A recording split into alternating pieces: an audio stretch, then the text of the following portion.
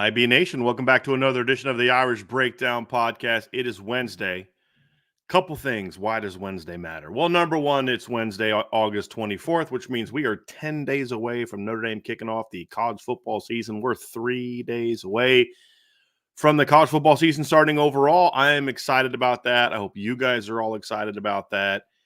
It is needed. It is that time of the year. And hopefully some of you, with the season so close, start actually getting excited about the season. I'm can't believe some of the pessimism and negativity around, but we're going to find out in 10 days if it was unhealthy, an unhealthy pessimism, or if it was warranted. We'll certainly get our first shot to find that out about this Notre Dame football team, but I'm just excited that it's almost here and ready to get rocking and rolling. We're going to have our buy sell hold today also. That's the other reason Wednesday is super important, is because we get to do our buy sell hold. This is a feature that is going to continue into the season. So just so you guys know, we're putting some finishing touches on what the schedule is going to be this season, and just the in seat. We're going to change some things around. So we'll have all of that here coming up. Probably announce that on the message board this weekend as we kind of get rocking and rolling and ready for the season. But one thing that we will definitely do today and next Wednesday and the Wednesday after that is our buy sell hold segment. Now, today I'm just doing a full buy sell hold. During the season, once we get into prep for the season, it'll be more of a shortened version of the buy sell hold that'll be more geared towards sort of the game that was played or the game that's coming up, things along those lines. And so we'll kind of do it a little bit differently in season, put a little bit more structure to it, in not just Notre Dame games, but whatever other games are coming up that weekend, and really have some fun with it. So I definitely plan on doing that. I'll be honest, I enjoyed doing this segment, and it takes some work to put the cards together, but I enjoy it. It's good. It's you think through and like, man, we got a pretty sharp group of people that come up with some really good submissions. So I'm looking forward to doing that. As always, the submissions are created by premium board members at irishbreakdown.com. Boards at irishbreakdown.com. So if this is one of the things that we do as a bit of a shout out to the people that are truly bought into what we got going on at Irish Breakdown. So these are the premium members, whether they monthly, annual, or booster club members. And so get the submissions off there. We will bring them up here and answer them. The only other way to get a submission created is to do a super chat, which we got one from Nick McGrail, which I'll get to here in a little bit. But just another one of many, many reasons why it is absolutely vital that you are a member of the Irish Breakdown Premium Board, which you can find at boards.irishbreakdown.com. So I'm excited about it. Before we get going, folks, do me a solid. Hit that like, hit that subscribe, hit the notification bell. A lot of people aren't getting the notifications. Nothing I can do about that, but it still gives you your best chance to get to be known that we're going to do this show, or when we post new videos and things along those lines. And if you've not done so, sign up for our podcast platform, whether you can find it at Spotify, Apple, wherever you listen to podcasts. Just type in Irish Breakdown. You'll see our logo, this bad boy right here. Got one right there. You'll see that pop up, and you'll know that is us. Always look for the Irish Breakdown logo. With that being said, I am ready to rock and roll on this week's Buy, Sell, Hold. So I am going to start with the super chat, which I appreciate, from Nick McGrail. Thank you for that, Nick. Buy, sell, hold.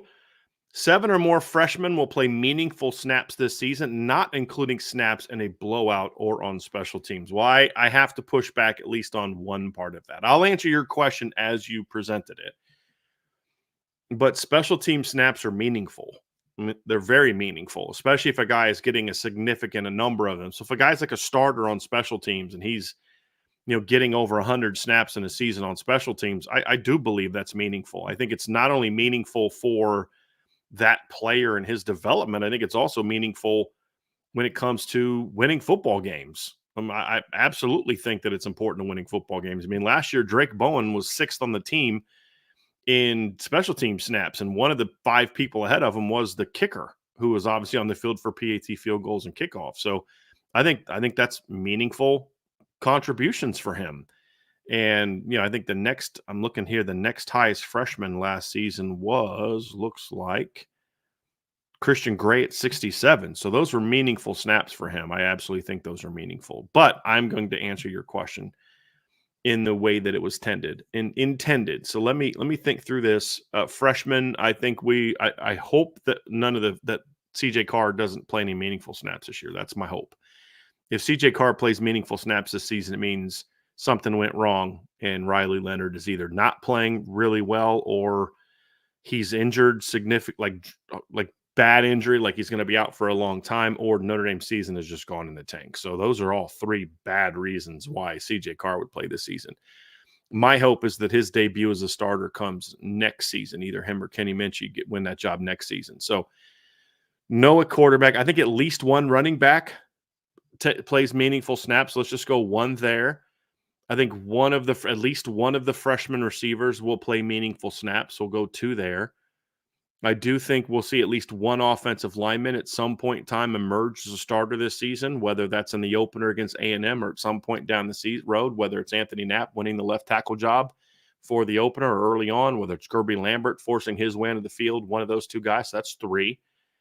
Defensive line, I believe Bryce Young is going to play meaningful snaps this season. And the second linebacker, I think Kingston Viliama-Asa is going to play meaningful snaps this season. So that's 5. And then it comes down to the secondary, and that's where I don't know that we'll see anyone play meaningful snaps. So I'm going to sell. Now, how could I be wrong on that? So if those 5 play, the way that I could be wrong is both freshman running backs play. That gets you to 6. You have another freshman defensive lineman steps up and plays a ton. So let's say a Sean Sevillano steps up and plays a bunch this year. Injuries happen at somewhere, and Logan Thomas or Cole Mullins has to play a bunch, which I don't see. I don't see one of the freshmen playing at linebacker, but let's say Leonard Moore could potentially be a guy that plays a lot of meaningful downs this year. Perhaps Bronte Johnson is a guy that's talented enough to where he could maybe force his way on the field in some capacity this season. So I could see it getting to 7. I think 7 is a good number, Nick, because 7 makes you think a little bit. 4 is easy, right? Like, of course, that's easy buy. 5 would have been an easy buy because there's the obvious ones: a running back, a receiver, no lineman, Bryce Young and Kingston. That's an easy one. So I think 7 was a really good number, because I'm going to sell it, but I don't think it's going to take a lot to get to that number or beyond, depending on, some poor performances, injuries, or somebody just plays really well and forces their way onto the field. That almost always happens, where at least, 1 or 2 guys do that. And we're seeing that already with certain players. If one of the receivers plays, they're not doing it out of need. They're doing it because they're just good enough to play. Same thing at running back. Same thing on the offensive line. Same thing at big end with Bryce Young. I think you're seeing a lot of guys that are just forcing them on the field, and I could see a couple more doing that. So I'm going to sell it for now, Nick, but I could certainly see it being something that we see go beyond that as we get deeper into the season. I have a buy sell hold from AST12321. Thank you for your super chat very much. Buy sell hold. Notre Dame will have an offensive and defensive player of the week, 1 top players of the week list with national publications after the A&M game. Well, I hope so. I mean, I hope that's the case. I think that'll be tough, in my opinion. And I think 1 is more realistic. I don't think it'll be offensive and defensive player of the week. And then 1 top players of the week list on. Yeah, I'm going to sell it just because it's going to be tough to get 2. And the reason it's going to be tough to get 2 is because there's 2 aspects of it, right? Like, number 1 is you can say, well, they're playing in one of the biggest games of the weekend. And so, if a guy plays very well, they're going to care a lot more about that than some defensive player for Ohio State, having 3 sacks against Akron, right? Okay, that's fair. But you're going to have games like that where some defensive lineman has a 3-set game against Akron, a team like an Akron, Alabama plays Western Kentucky, Ole Miss plays Furman, Kansas State plays UT Martin, Oregon plays Idaho. So there's a lot of games like that. Arizona plays New Mexico. There's a lot of games like that where, Oklahoma State.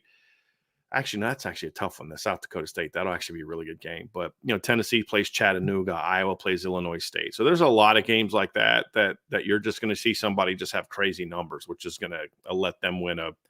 Now you and I may argue that okay,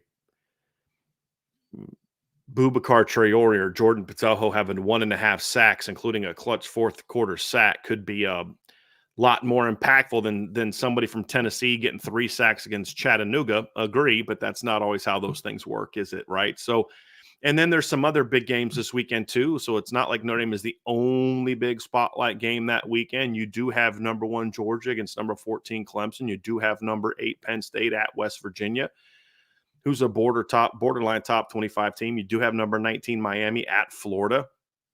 You do have USC and LSU playing in Vegas on Sunday. And then, of course, Florida State and Boston College play on Monday. So there's a lot of other spotlight games. So I'll buy that one of them does that. And right now I'd probably pick a defensive player.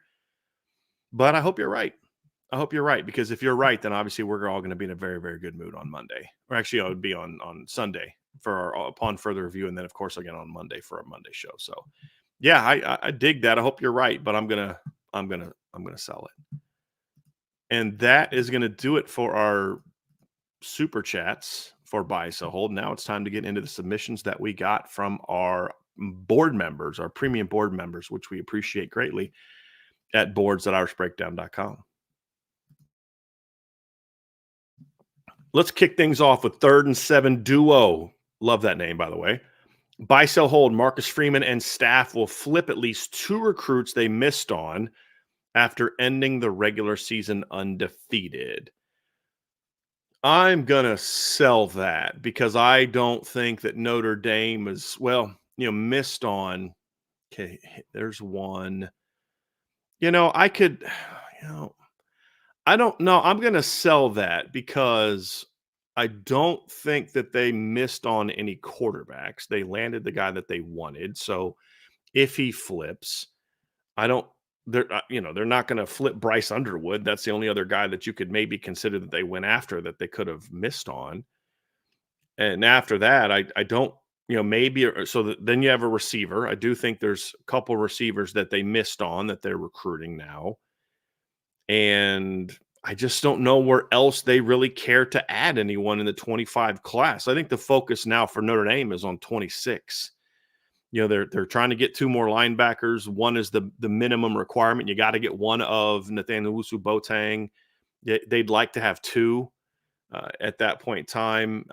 I don't,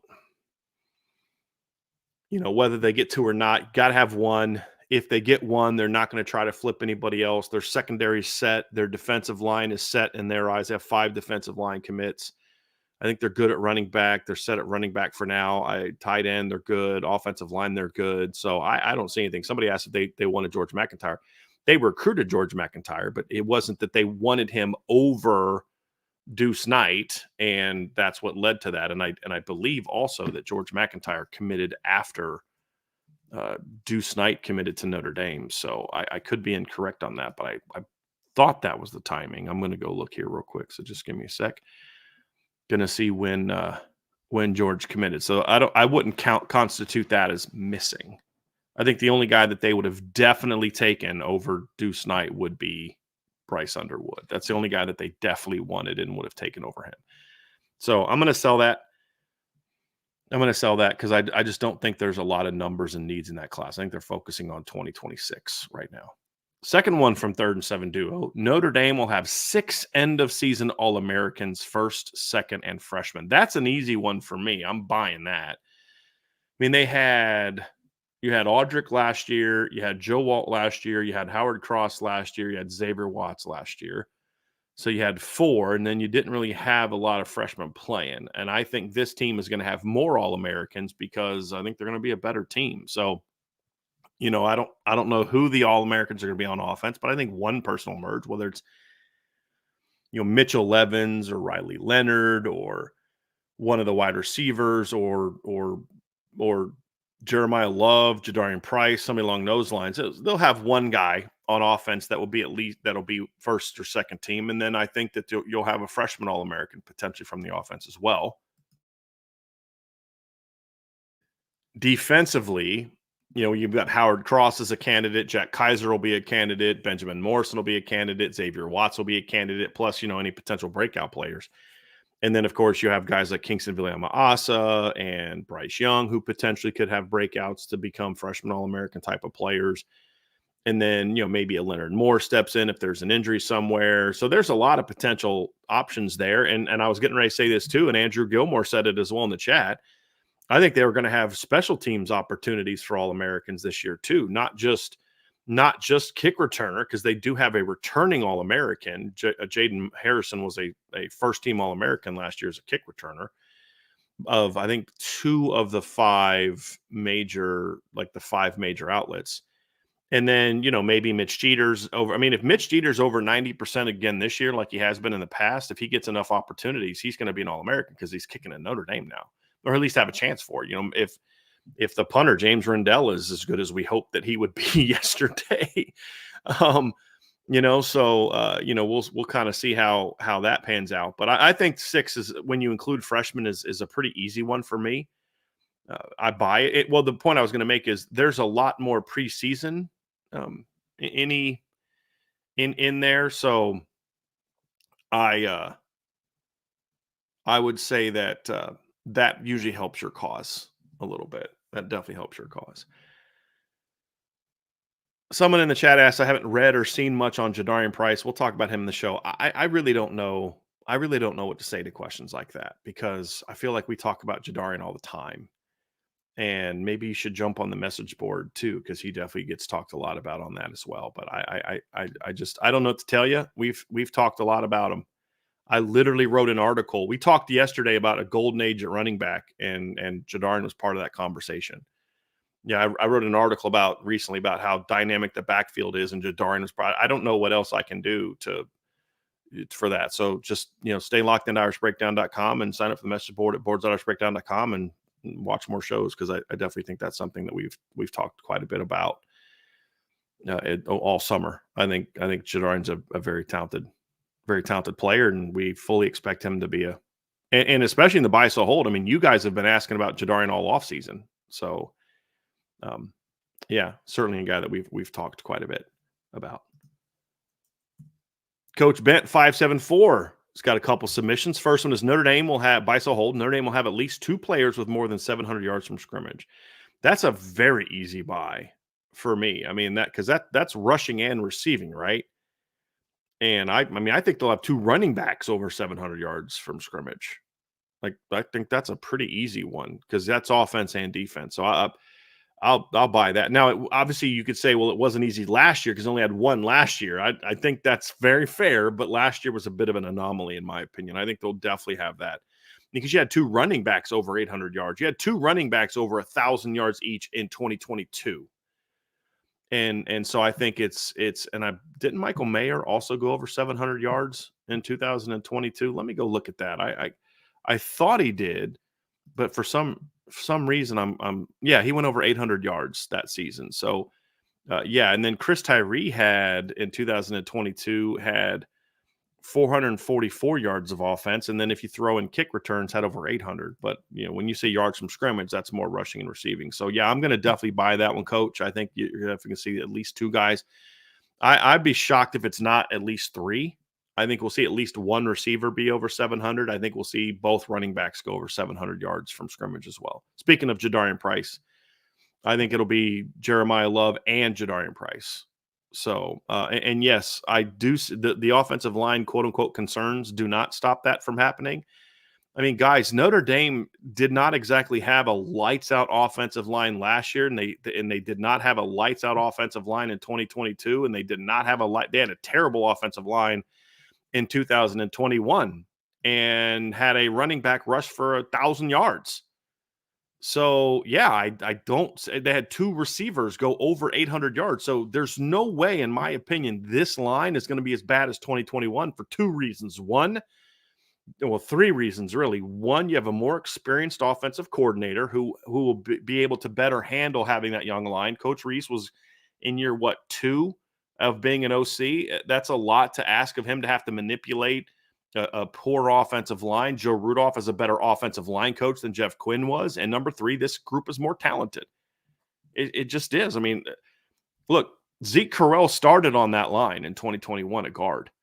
And Notre Dame basically kind of told Zeke Correll, best of luck to you somewhere else, because he got beat out. You had Kane Madden at right guard. Now you got Billy Schrouth. You go from a guy that I said at the time did not like that pickup. He was not that good of a player. He was a very mediocre player, in my opinion. Now you got Billy Schrouth, who's a very talented guy, who's a top 100 player. I mean, so you're going to be significantly better up the middle.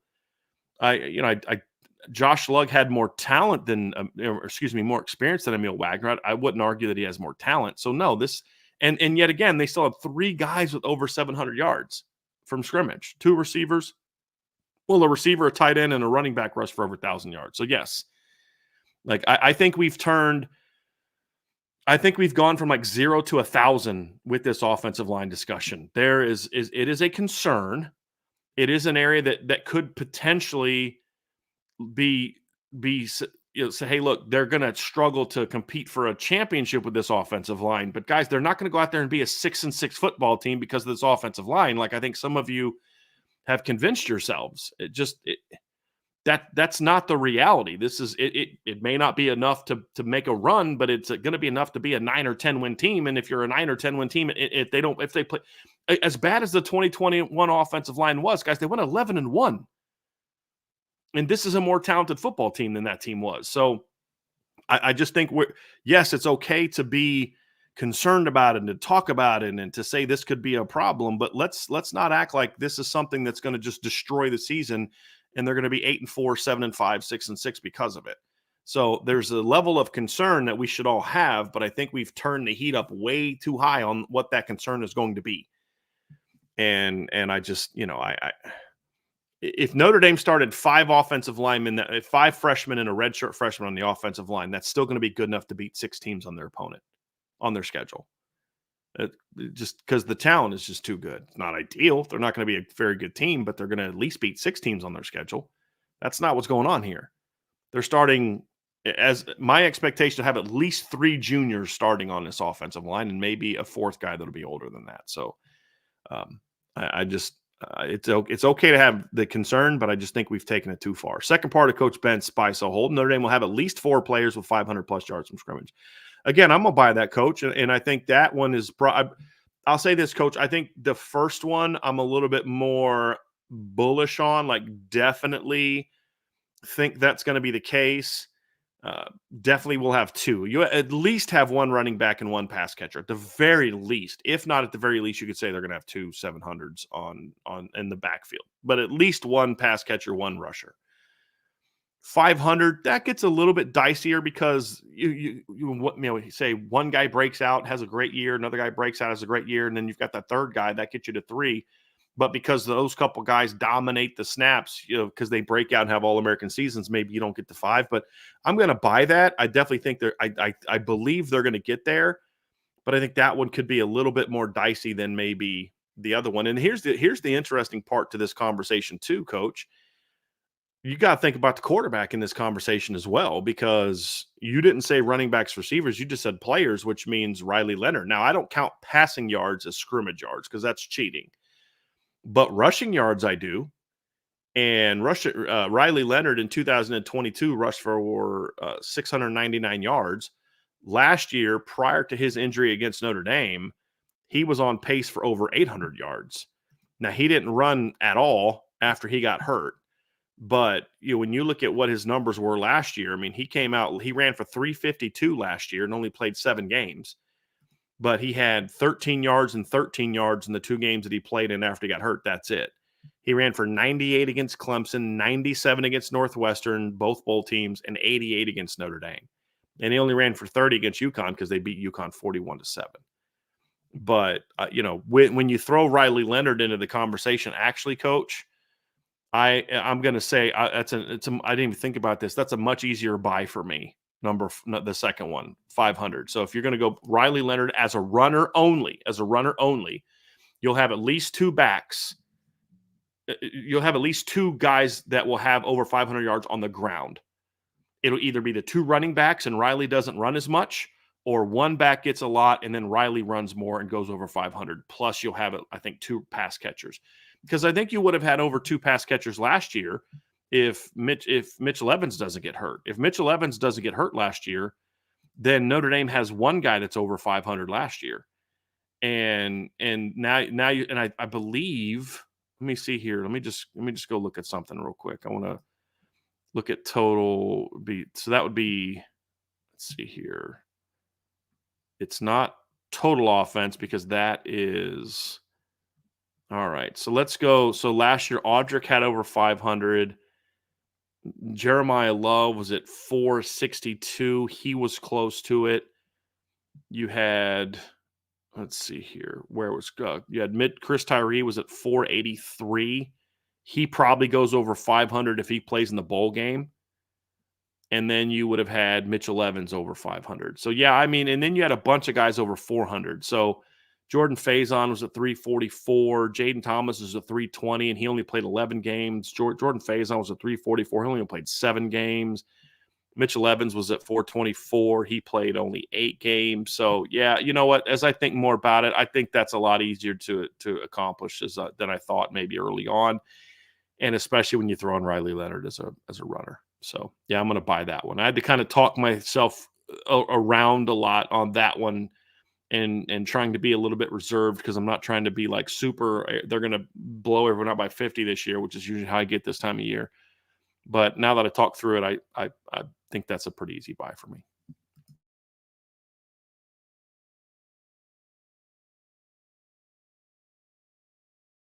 All right. Good stuff, Coach. That I like that. When you make me think and have to talk through it, that's the sign of that you had a good submission.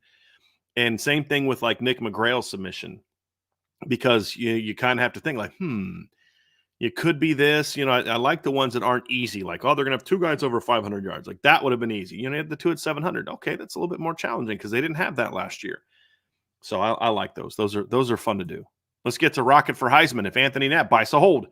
If Anthony Knapp makes freshman All-American team, then next year we have a starting offensive line of Gerby Lambert, Billy Schrouth, Ashton Craig, Anthony Knapp, and Charles Jagasaw. It is the best line in the country. Well,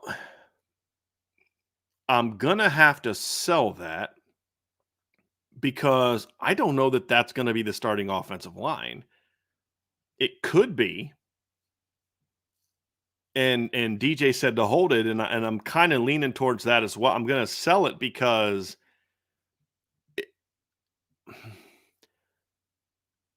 I don't know that with Jagasaw obviously coming back next year, then however the line ends up being this year, that's not what it's going to look like next year. But is it just that Jagasaw replaces somebody? What about Emil Wagner? Right? Where's he at? He's going to be a starter for this offensive line this year. I mean, there's a lot that would have to go into it. I said earlier this offseason that I felt going into next year that Notre Dame would have a chance to have my prediction for 2025 was that they would win the Joe Heisman Award. Joe Moore Award. Sorry, guys. It's been one of those weeks. Joe Moore Award. But for me, with Jagasaw missing a whole season of development, like part of my projection for them to be the best line in the country next year was Charles Jagasaw was going to emerge as a star next season. And in this season of the experience he was going to get this year was going to be huge for him. And he was going to come out and have his ups and downs as a redshirt freshman starter. But boy, next year he was going to be a monster. Now he misses a whole year of development. Does Gerby Lambert play a lot this year? I mean, so if Gerby doesn't take over a job this year, then you're going to have two guys going into next year that have got one career start.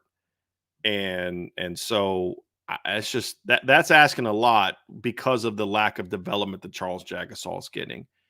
And then the more interesting question is going to be, where do those 5 play? That's going to be a more fascinating question because Jagasol was recruited to play tackle, Knapp was recruited to play inside, but Knapp has now developed into your could potentially be your starting left tackle this season. And what happens next year? Do you move Knapp back inside where you thought he was going to be? Do you leave him at tackle? Do you move Jagasol to right tackle? Move Emil inside? Do you move Jagasol inside? There's going to be a lot. What if Gerby Lambert's ready to play? This is what we think. Like, what if Sam Pendleton's one of the starters at guard? What if Sullivan Absher emerges as guard this season? I mean, they are loaded with talented offensive linemen, and I'm not going to dive too much into that because that is going to be a response to a question to a later submission. But I'm going to sell that because I don't know that that's even going to be the starting lineup, much less will they be the best line. Do I think that Notre Dame is going to have a very, very good offensive line next year? Absolutely. So Rocket for Heisman. I'm not coming off of that I think they're going to be very good next season, but the best in the country with that lack of development from your most talented guy, that's going to be a lot tougher. So easy top 10 offensive line next year. But I'm holding off for now on the best line in the country conversation. Rocket for Heisman has a couple more. Number 1, Thor. That would be punter James Rodell. By so hold, Thor gets frustrated because he doesn't have enough chances to punt. I'm gonna hold that because I don't really know him at all, and there's a couple ways to look at this. And one is he doesn't understand American football, so he just likes to do his job, and so he doesn't really get excited by what's happening on the field, and that gets him frustrated. The other part is he does understand American football, and even though he's not punting a lot, he's very excited because if he's not punting a lot, he's watching his team be dominant. And so, yeah, I think I'd have to hold that. I don't know him. My guess would be that he won't get frustrated because it means his team is doing very well, and he'll have a lot of practice film to send to NFL teams. A lot of practice film, because that's the thing is if a kicker doesn't get a lot of chances to kick long field goals, then they'll have scrimmage film, practice film, different things like that they can show NFL teams in order to get him in there. So, if my options are he punts a lot and is happy, or he gets frustrated, I think we all would agree that we're okay with him being frustrated in that instance.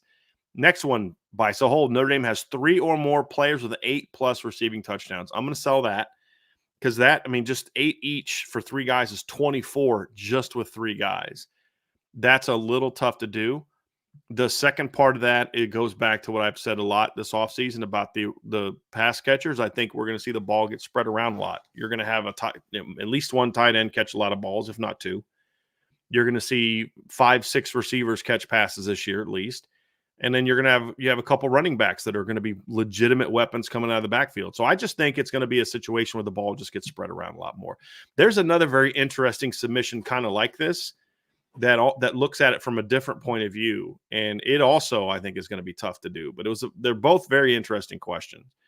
And I'd be curious, I'm trying to think. I believe that Notre Dame's 2005 or 6 team got close to this, but I don't know that Notre Dame has ever had this happen. I know that Samardzija and no, they didn't even get close to that. I can't believe Fasano only had 2 touchdowns. So Samardzija and Stovall had 15 and 11 in 2005. What about 06? Because I know John Carlson caught more than 2, right?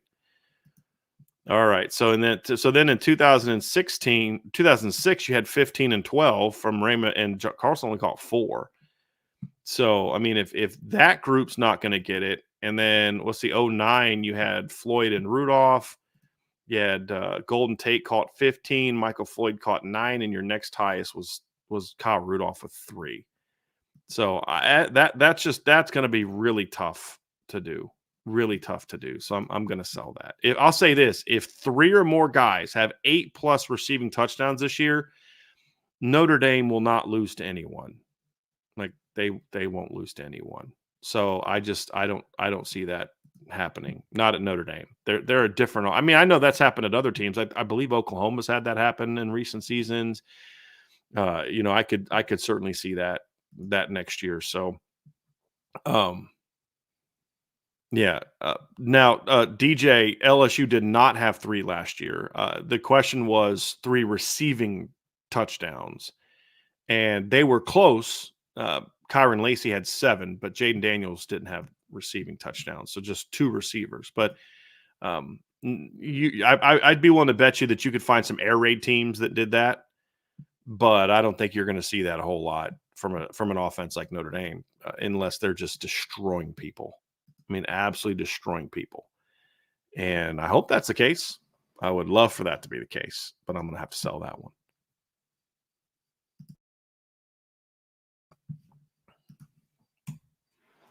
Ball Peen Shillelagh in the opener. Bice hold in the opener, which is getting tantalizingly close. That's from Ball Peen Shillelagh, not from me.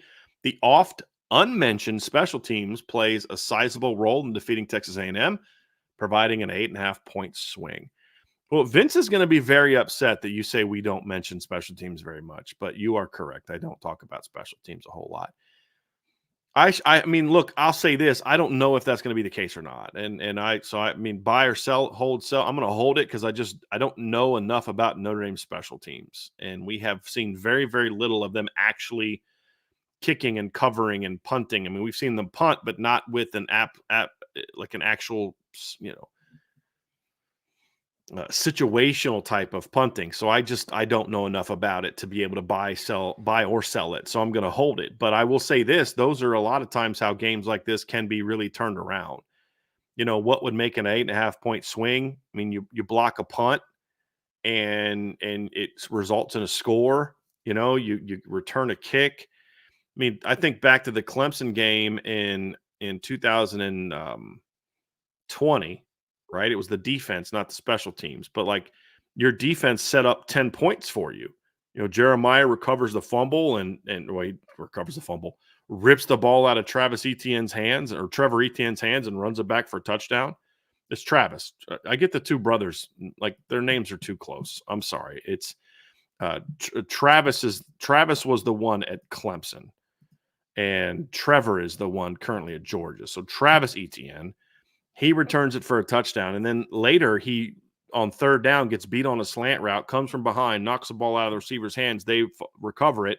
Notre Dame's offense loses yards, but they still kick a field goal. That's a 10-point swing, right? I mean, now there's other ways to look at it. You could say, well, you were about to score and then, kick a field goal, you block and go back. That's a 10-point swing on that one play. That's also true. I do believe that to be the case, but that's only in a situation where they're lining up to get points. But I could certainly see something like that. And that's what partly helped the 2022 team be so good, is they'd have those big swings of momentum because of points or because of special teams. And so I hope that proves true of this group as well. But I don't know enough about what they're going to look like to be able to predict that, to be honest with you.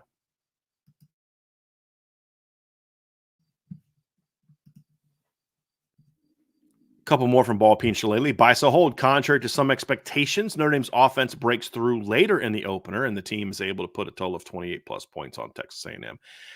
I don't know. I haven't made my prediction for the game. I certainly think that's possible. I'll buy it because it's possible. I'm not ready to go there to predict that because I do think Texas A&M is going to have a very good defense this year. I do. I think that there's a little bit too much hype on that defense. I think they have a solid secondary, not a great secondary. Should have solid linebacker play, not great linebacker play. This is a team that gave up 22 points last year. They gave up 48 in an early season loss to Miami. Gave up 22 in a win over Arkansas. Gave up 26 in a win over a loss to Bama during a period of time where Bama was struggling to score. Bama scored 26 against A&M, 24 against Ole Miss, 17 against South Florida, 24 a week later against Arkansas. They got a little bit hotter after that, playing some teams that didn't have great defenses, but, they weren't scoring a whole lot of points last year at this point in time. They gave up 38 to Ole Miss, 42 to LSU, 31 to Oklahoma State. So, I mean, they certainly had their fair share of issues, but that was with a coach that had been fired. They weren't very good on defense from a coaching standpoint. So, that's going to be asking a lot. I mean, look, if Notre Dame get to 24, 27 points, I'm going to feel great about a win because I don't think there's much chance of A&M getting over 20 without something dramatically bad happening. Pick six, block punt, something like that. So I'm gonna I'm going to buy it just because it's possible, but I'm still kind of thinking through the matchup on that one. So I'm not quite sure I get there, but it's certainly possible. I don't think Notre Dame's offense is going to struggle quite as bad as I think a lot of people think. I was talking on a show the other day. I could see it being like a 20-14 game, a 21-17 game, or maybe A&M scores late to make it seem closer than it was. You know, I could see it being like Ohio State, Texas, Notre Dame last year if the offense is really bad. But I just don't think the offense is going to be that bad. I don't. And so I think it'll be more of a 24-27 point output for the offense. And the game is such that I just think it's obvious that Notre Dame is the better team.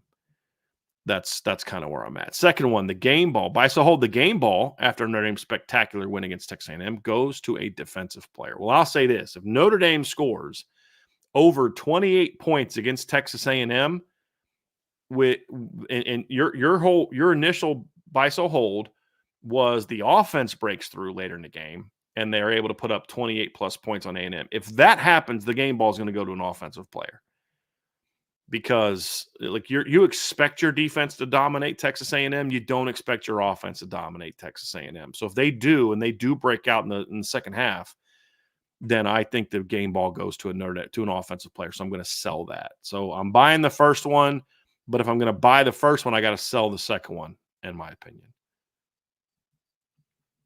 Buy, sell, hold from Law Dog. He's got a few of them here. First one, Irish. The Irish will have a 100-yard rusher against A&M. I'm going to sell that. I hope that you are correct, but I'm going to sell it because I believe that it's going to be more along the lines of, 75 for one guy, 50 for another guy, and 30 for Riley Leonard would be more likely. But if one guy if they have a 100-yard rusher, they're barring it being something like a garbage 60-yard touchdown late when they're getting beat. If they have a 100-yard rusher in meaningful moments, they're not going to lose to Texas A&M because that means the offensive line's playing really well. That's what that would mean. Second one, buy, sell, hold. The defense will sack Connor Wegman 3+ times. I'll buy that. I think, look, I know that right now there's a freak out going amongst some of the fan base. Now, somebody made a great point to me yesterday that it's actually not, most of the fan base doesn't feel this way. It's just the negative people tend to be the loudest. I think that's very fair.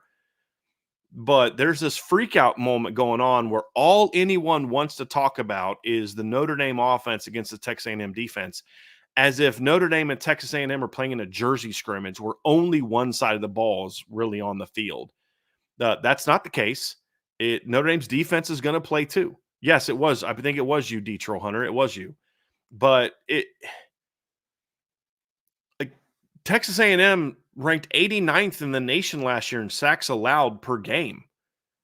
And, I know they got a new transfer from Kansas and they got some young guys coming along and all this. And there's all these reasons that, but are they going to have that much of a better offensive line than what Notre Dame is going to have? It's going to be older, but is it going to be any better? I don't know that it's going to be better. And I don't see the same. I don't get the freak out that's happening amongst Notre Dame fans for just this woe is us. And it's fair to say, hey, our offensive line is going to have their hands full. They were going to have their hands full if they were healthy. They were going to have their hands full if Blake Fisher came back and Joe Walt came back. They were going to have their hands full against that D line. But like Texas A&M is going to have the same problem, guys. So, I think they'll have 3+ sacks. Yes. Last one. I believe this is the last one. Is there another page for you there, Law Dog? No, this is the last one from Law Dog. Fast forward to the Shamrock series.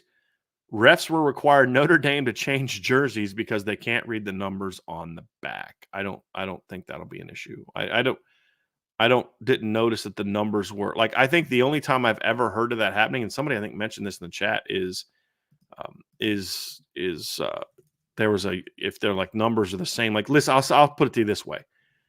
If Notre Dame didn't have to change jersey numbers in 2015 when they wore the all green with the green numbers, they're not going to change their numbers in this one. I mean, the numbers are gold, and the jerseys are, what do they call it? It's some sort of, I don't remember the color that they had, but it's like a grayish blue type of color. So no, I don't view it.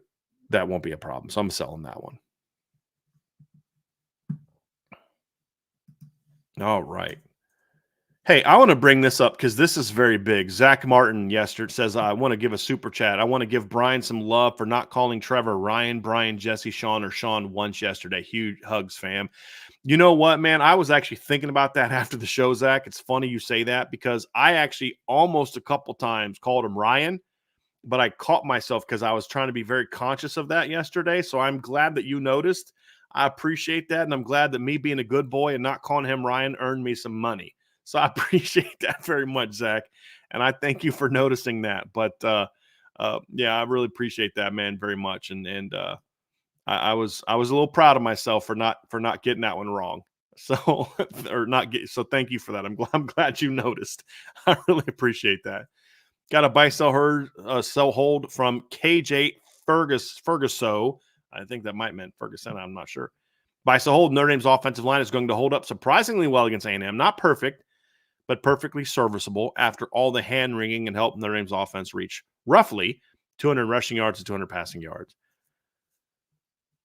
Well, I mean, can I give you an optimistic buy? Right? Like I think it's possible. I don't know that it'll definitely happen, but it's certainly possible. Like I don't think it's a given that Notre Dame's offensive line is just going to suck against Texas A&M.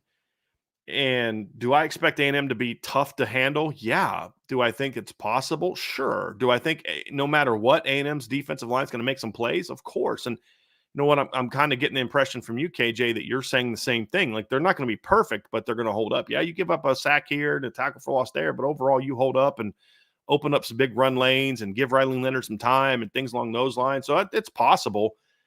Where I don't know that I can get with you on is the 200 rushing yards. I think that's going to be a little bit tougher. Now I could see 150 rushing and 250 passing. That would be good. I could take that. But like Texas A&M was a pretty good run defense last year, even with all their problems. I mean, they had a rough day at Tennessee. They gave up 232 yards to Tennessee, but outside of that, their next highest game was 154 to LSU, and most of that was Jaden Daniels. Their next highest output after that was 144 to Auburn, and they only averaged 3.5 yards per carry. They held Bama to 23 rushing yards on 26 carries. They held South Carolina to 33 rushing yards. They gave up 134 rushing yards to Oklahoma State, who had the Doak Walker Award winner, but they did that on 29 carries. So I actually think running the ball on A&M is not going to be easy, even if your offensive line plays well. You're going to have to try to create some big plays, but your big plays your yards are going to come from your running game allows you to stay in the game, like in not in the game, but your run game allows you to stay on schedule. That sets up some big pass play opportunities. Now, their defense, as good as it is, did lose some very important pieces from last year. Yes, they get Nick Scourton, but they lost Edgerrin Cooper, who was sort of an edge guy that had 17 tackles for loss last season. I believe they also is Fadil Diggs coming back? I can't remember if he's back or not. I thought he was gone, but yeah, he's at Syracuse. Yeah, he transferred to Syracuse, and so he's gone. He had 11 tackles for loss last season, so he's gone. And Edgerrin Cooper had 17 tackles for loss. He only had eight. He only had 8 sacks. He had 8 sacks. That means 9 of his tackles for loss were run game. Fadil Diggs had 11 tackles for loss. He only had 4 sacks. That means 7 of his run stops or of his negatives were run stops. You lose Walter Nolan, who had 8.5 tackles for loss last season. He's gone. 4 of those were sacks. So they lose a lot of their production. I know Shamar Turner comes back, and I know Nick Scourton comes in, but he's very good. But they did lose some of that. But you're bringing in Mike Elko, and I think Mike Elko is a pretty good defender. So it's going to be tough to run on. If I'll tell you this, guys, if Notre Dame runs for about 200 yards on Texas A&M, the post game show is going to be lit. And right now the plan is that I'm not going to be a regular on the post game show. We've got a different group for you guys on that one. I may jump in like the end of the show and do sort of like a 20-minute rant at the end of the show, and I'm going to let my guys kind of handle the show. If they run for over 200 yards on Texas A&M, I think you're going to see my team fired up about it. But then my rant at the end is going to be epic if they do that. That's going to be really hard to do against this Texas A&M defense.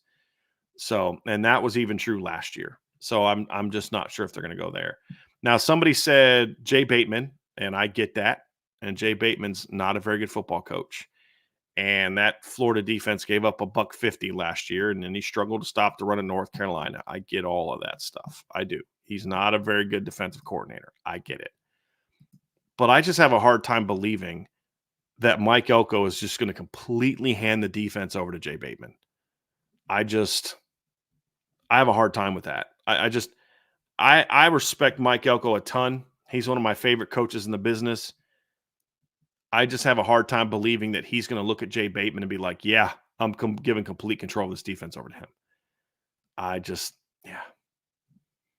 have a tough time with that one. So I'm going to sell that yardage breakdown, but I could certainly see the first part.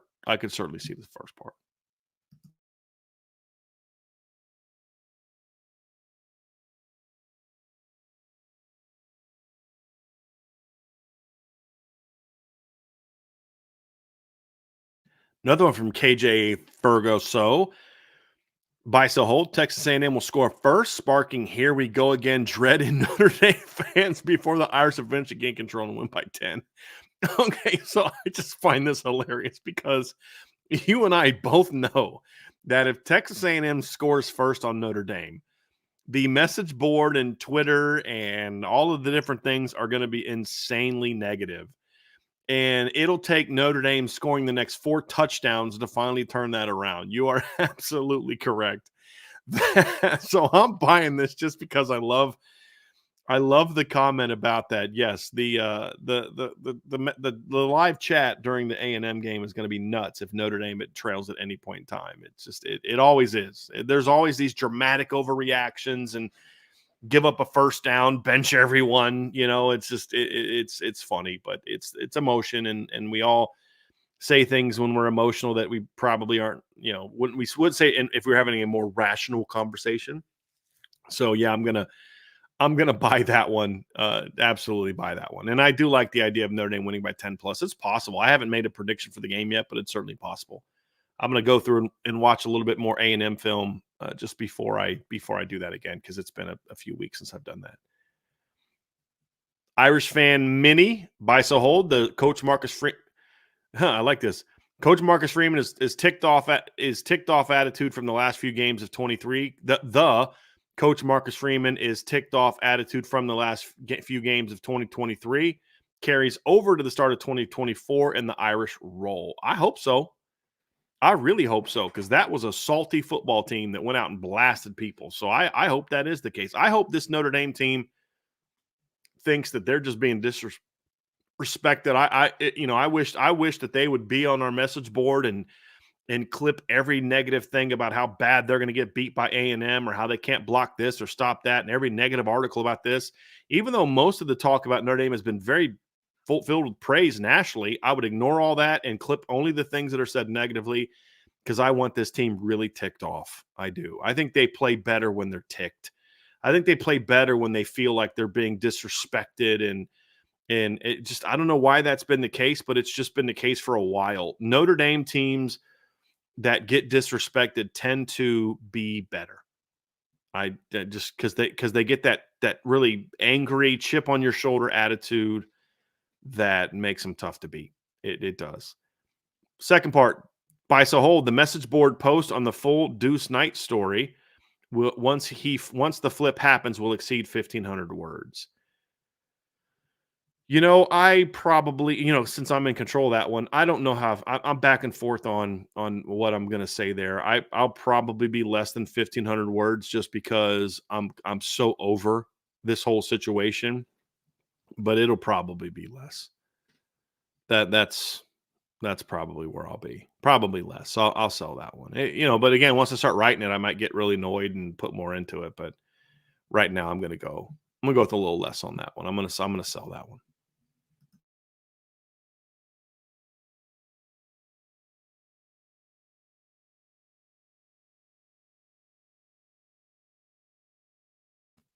Before we get to some more, I did have a super chat buy sell hold here that I want to get to from Iden Banami. Thank you, Iden. I noticed you also did not have any submissions during the thing yesterday, so I appreciate you doing the super chat. But we'll get you in there. Not one of Riley Mills, Howard Cross, Xavier Watts, Jack Kaiser, Benjamin Morrison, Riley Leonard will take a step back, and all of them will be as good or better than last year. Buy, sell, hold, Knapp, or Baker. So I'll take the first one. So Riley Mills, Howard Cross, Xavier Watts, Jack Kaiser, Benjamin Morrison, Leonard. Well, I think it'd be hard for Riley Leonard to take a step back from where he was last year because of the injury. But no, I'll buy that because now when you say step back, if we're talking about overall impact and overall play, then sure, I buy that. If we're talking about statistically, then that's a different story. It's going to be hard for Howard Cross to get 66 tackles again. Well, not hard, but it won't be easy. I don't know that Xavier Watts is going to get 7 picks again. That's going to be challenging. If we're talking level of play, I agree with you. They'll be as good or better than last year. If we're talking production, that may not be the case in every instance, but I do think they'll all take positive steps forward. And then buy, sell, hold, Anthony Knapp or Tosh Baker. I honestly don't care. Honestly, I don't have a buy or sell on that one. I haven't seen enough of either of them in fall camp to know who's better. I care that there's a legitimate competition and that they play the guy that they think gives them the best chance to win. I just that's really what it comes down to for me. And I don't have a dog in the fight. I'm not anti Tosh Baker. I'm not anti Anthony Knapp. I'm not pro Tosh Baker. I'm not pro Anthony Knapp. I'm pro whoever gives Notre Dame the best chance to win. That's all I care about. And I don't know who that is. I just haven't seen. I mean, I haven't seen Anthony Knapp take a meaningful snap in practice. Now I've seen him in drills, and he looks athletic, and he's got some pop. But I can't tell you that he's going to be the guy at left tackle. I can't tell you that Tosh should be the guy at left tackle. We just haven't seen enough of them in fall camp to say that. I just say whoever outperforms the other guy, whoever is the most consistent and gives you the best chance to win, play that guy. Whether it's one of those two, whether it's Gerby Lambert, whether it's Sylvan Absher, I don't care. It could be Ty Chan for all I care, as long as that guy actually plays well. That's all I really care about at this point in time. But I appreciate that super chat very, very much. And I know, Raymond, I saw yours yesterday or earlier. I'll go ahead and get that up too before we jump back in the rest of the buy sell holds. Raymond said, thank you for super chat, Raymond, by the way. Really enjoyed Trevor yesterday. Ryan, I was nervous at first because I'm one of those guys that's uncomfortable with change, but it was a great hire. I thought he did great yesterday. He really did. And he certainly has a lot to live up to. There's no doubt about it. So, yeah, I thought he handled himself really well. I thought he did a very, very good job. And he had fun with it. He said it took him about 10 minutes to stop being nervous, and then he was good. And I thought he did a very good job. So we had a couple notes for him afterwards. That's how I always am. Hey, did this great, but let's, get better here, get better there. But I thought he did an excellent job. I was actually surprised. I thought he was going to do well because I've had a lot of phone conversations with him, and he's very smart and he loves talking to football. But I thought it would be a little awkward for him at first being on the show and then being on the show with me and different things like that. And he was great. I thought he did a heck of a job. So I was very happy with that and look forward to doing more shows with him. It's definitely looking forward to doing more shows with him. But and what's going to be nice is, I haven't announced the full lineup yet, but there's going to be a lot more voices on the shows this year than there was last year, just because of the nature of what we had to do with the staff. But we're going to still have Ryan on at times. So you're not going to completely lose Ryan from the platform. You're going to have Trevor. I'm going to have Nick Kramer on at some point in time. Still obviously have Sean Davis on. Obviously going to have Vince and Sean Stiers and Jesse. So it's going to be fun. It's going to be fun. And I'm hoping that we can continue and, get back to growing on the platform after the last couple of years. So I'm looking forward to it. It's going to be a lot of fun. But I'm glad you guys all felt the same way I did, that because I also know what all of you guys think of Ryan. and the expectation that you have for whoever's going to be on the show with me after the job he's done the last couple of years. And so I'm glad that Trevor lived up to what your guys' expectations were, because that matters as well. Obviously, you got to impress me first and foremost, but you also have to impress the audience. And I thought he did a very good job. Very good job with that. All right, let's get back on track. We've got from Domer Grizz, buy so hold. This is the deepest wide receiving core that Notre Dame has ever had since you've been following the team. I'm trying to, probably buy. I mean, again, we're talking depth, not so much that, from the standpoint of, proven guys and all those type of things, because we don't know what that's going to be. But as far as just numbers of talented players, I mean, they go 10 deep of guys that are pretty good. I'd have to think. I'd have to think about that one. Yeah, that I'm gonna buy it just for it's my gut to get to 10 plus deep of guys that are all talented. Yeah, I'm gonna buy it for now. I have to think through that one. That's a good one, Domer Grizz. It's a really good one, but I'm gonna have to buy because because we're talking depth, right? Like their top 1-2 is not as good as some other top 1-2s, obviously, right now. But it's the question was depth, and for depth, then I'm gonna say, yeah, I'm gonna buy that. Second one, this is the deepest running back room Notre Dame has ever had since you've been following the team, even without paying. That I'm selling. And I talked about this yesterday. So you said following the team, so that goes back to my fandom. I'm gonna give you guys some of the names that Notre Dame had in 1990 at running back. Okay, and you're gonna see where I'm coming from. In 1990, these are the guys that Notre Dame had at running back in 1990. Okay, Jerome Bettis, Ricky Waters, Rodney Culver, Tony Brooks, Dorsey Levens. Those are just guys that played. They were so loaded at running back that year that they moved Reggie Brooks to cornerback. Now, keep in mind, his brother was on the team. Keep in mind that Reggie Brooks, 2 years later, finished in the top 5 in Heisman voting, but they were so loaded at running back in 1990 that they moved him to corner.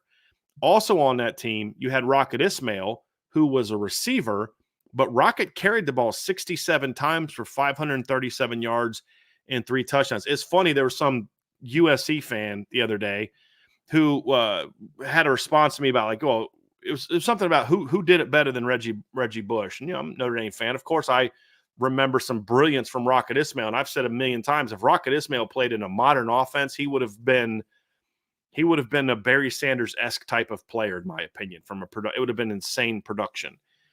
And then I put, obviously Tim Brown, and the response was, well, none of those. He talked about Reggie caught the ball. He's like, none of those guys toted the rock, like Reggie caught the ball. And I was like, false. If you're gonna make a statement like that, at least know what you're talking about. Reggie Brooks or Rocket Ismail that year had 67 carries, averaged 8 yards a carry, 537 yards that season. Like, that was a sick backfield. So as good as this one could be, when you have a backfield that have 2 guys that went on to the NFL and rushed for over 10,000 yards, it's pretty loaded. And when you were so deep that Dorsey Levens couldn't get on the field and had to transfer to Georgia Tech, if you're so deep that you've got to move Reggie Brooks to cornerback, that's going to be an epic backfield, and it's going to be hard for me to fathom anyone ever matching that at Notre Dame. It's possible, but it's going to be hard. Now, I don't think your submission is crazy, Domer Grizz. Like, that's how loaded they are. But it's just now, of course, we also have the aspect of hindsight. Would we have thought that at the time? Talking to Loose Emoji, yeah, that was a pretty loaded backfield. Would we have looked at it and said there's a future Hall of Famer and another guy that's going to rush for 10,000 yards in this backfield? I don't know if we'd have thought that, but it was considered very good at the time. Very good at the time. D. Macac 2. I think I'm saying your name wrong. So if you could help me with that one, I'd appreciate that. I met you in person, but I can't remember how to pronounce your last name. I think I just messed that one up. Buy, sell, hold. Notre Dame completes this perfect 12-0 season, but does not have anyone make it to the Heisman ceremony. I'm going to sell that because I predicted Notre Dame to be 11-1. And so I don't have them at 12-0. I'm also going to sell that because I think if Notre Dame's 12-0, that means that Riley Leonard was really good and healthy. And if he's really good and healthy, I think Riley Leonard is in the Heisman ceremony. I do. So I'm gonna sell that in both directions. I don't have them going 12-0, but if they do go 12-0, I think they'll have someone in the high. I think Riley Leonard will be there. So I'm gonna sell that one. Hambone 3441. Buy, sell, hold. The 25 recruiting class will have a top 100 quarterback in it. I don't believe I'm going to sell that. Let me just check one thing real quick. Let me just look at this guy and see where he is ranked. So let me just see here real quick because I don't know if this guy is ranked that high. So just going to look this up here real quick. And because my answer is most likely going to be no, and my answer is no. They will not have a quarterback in the top 100 in 2025. All right, let's get down to Ryan Michaels. Got a few of them here. Let's get to it. Ryan, buy, sell, hold. A starting offensive line of Anthony Knapp, Sam Pendleton, Ashton Craig, Billy Schrouth, and Emil Wagner is better or has the potential to be better than a Jagasaw, Coogan, Craig, Schrouth, Wagner line. I'm going to sell that. The reason I'm going to sell that is because basically I don't think Sam Pendleton is such a huge upgrade over Pat Coogan that it negates the fact that Anthony Knapp is not an upgrade over Charles Jagasaw. Like the gap between Charles Jagasaw as a sophomore and Anthony Knapp as a freshman is greater than the gap between Sam Pendleton and Pat Coogan. So I'm going to sell that. Having said that, I like the point you're making because we're all obsessed on left tackle, and for rightfully so, because that's a very important position. We can't tell you how important it is when they're good there, and then try to minimize the importance of it when it's a problem, right? We're not going to do that. But I do think the reality is if Sam Pendleton starts at left guard, or if it's Sullivan Absher, or if it's Rocco Spindler, if it's anybody other than Pat Coogan, the reality is you're going to be better at left guard than you were last year. You're going to be better at center than I think you were last year. You're going to be a better right guard than you were last year. The tackles now become the question mark. So when you look at it compared to that potential offensive line, I don't think that Charles Jagasaw is something that they can't overcome, as is mentioned in the chat. But I don't think I'm going to sit here and tell you that Anthony Knapp is going to be every bit as good as Charles Jagasaw, because I don't believe that to be the case. And I think that the drop-off there is greater than the improvement you get from having a Pendleton or an Absher there. But I don't think it's enormous. And that's the point, Ryan, that I think is the takeaway. Even though I'm selling your submission, I'm buying the intent behind it, which is to point out kind of what I talked about the other day, which is, guys, this is what we wanted last year, right? This is, at least I did. And I know there were some that agreed with me, is like, look, I don't just play the veteran just because he's the veteran. Play if it's close, play the more talented player. And there's no doubt that Sam Pendleton is more talented than Pat Coogan. If Sam Pendleton's ready to beat out Pat Coogan, or if Sullivan Absher is ready to beat out Pat Coogan as a redshirt freshman, that means you're going to put a significantly more talented player on the field. It's just not going to be a guy that's going to have the experience you hope for. How quickly can he figure that out? So to your point, this is not a huge drop-off on the offensive line if that happens. I think I'd be more concerned if they went with Knapp and Coogan. That would concern me because, hey, let's play the veteran guy next to Knapp because we need to – okay, that would concern me because now you've got an undersized freshman who, talented clearly, playing next to a limited guard, and that would concern me. That would concern me very much.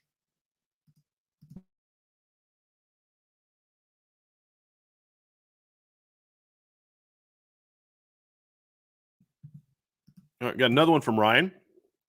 Buy, sell, hold. Notre Dame has at least 3 more plus matchups than Texas A&M does. So Notre Dame D line is greater than the Texas A&M O line, so it's 1 in favor of Notre Dame. Notre Dame running backs greater than Texas A&M linebackers, that's 2. Notre Dame DBs greater than the Texas A&M wide receivers, that's 3. Notre Dame wide receivers greater than Texas A&M DBs, 4. And then Notre Dame QB versus the A&M QB, 5. Let's say that Texas A&M running backs equal Notre Dame's linebackers, which I actually would not agree with that. And then Texas A&M D line greater than Notre Dame O line. I think that's fair. I mean, look, it may not play out that way, but I think on paper, I think that's fair. I think that Notre Dame's receivers have a little bit to prove to say that they're definitely greater than the Texas A&M DBs. They should, but I don't think A&M has great DBs, but they're solid. And one of their corners is on my second team all opponent team. Now that says a lot about the corners that Notre Dame has to face this year, but certainly, it's not going to be enormous based what we know right now. Hopefully it will be, but I think that's fair, Ryan. I mean, I'm buying your overall submission. Absolutely. Yeah, I'm buying your overall submission. No doubt.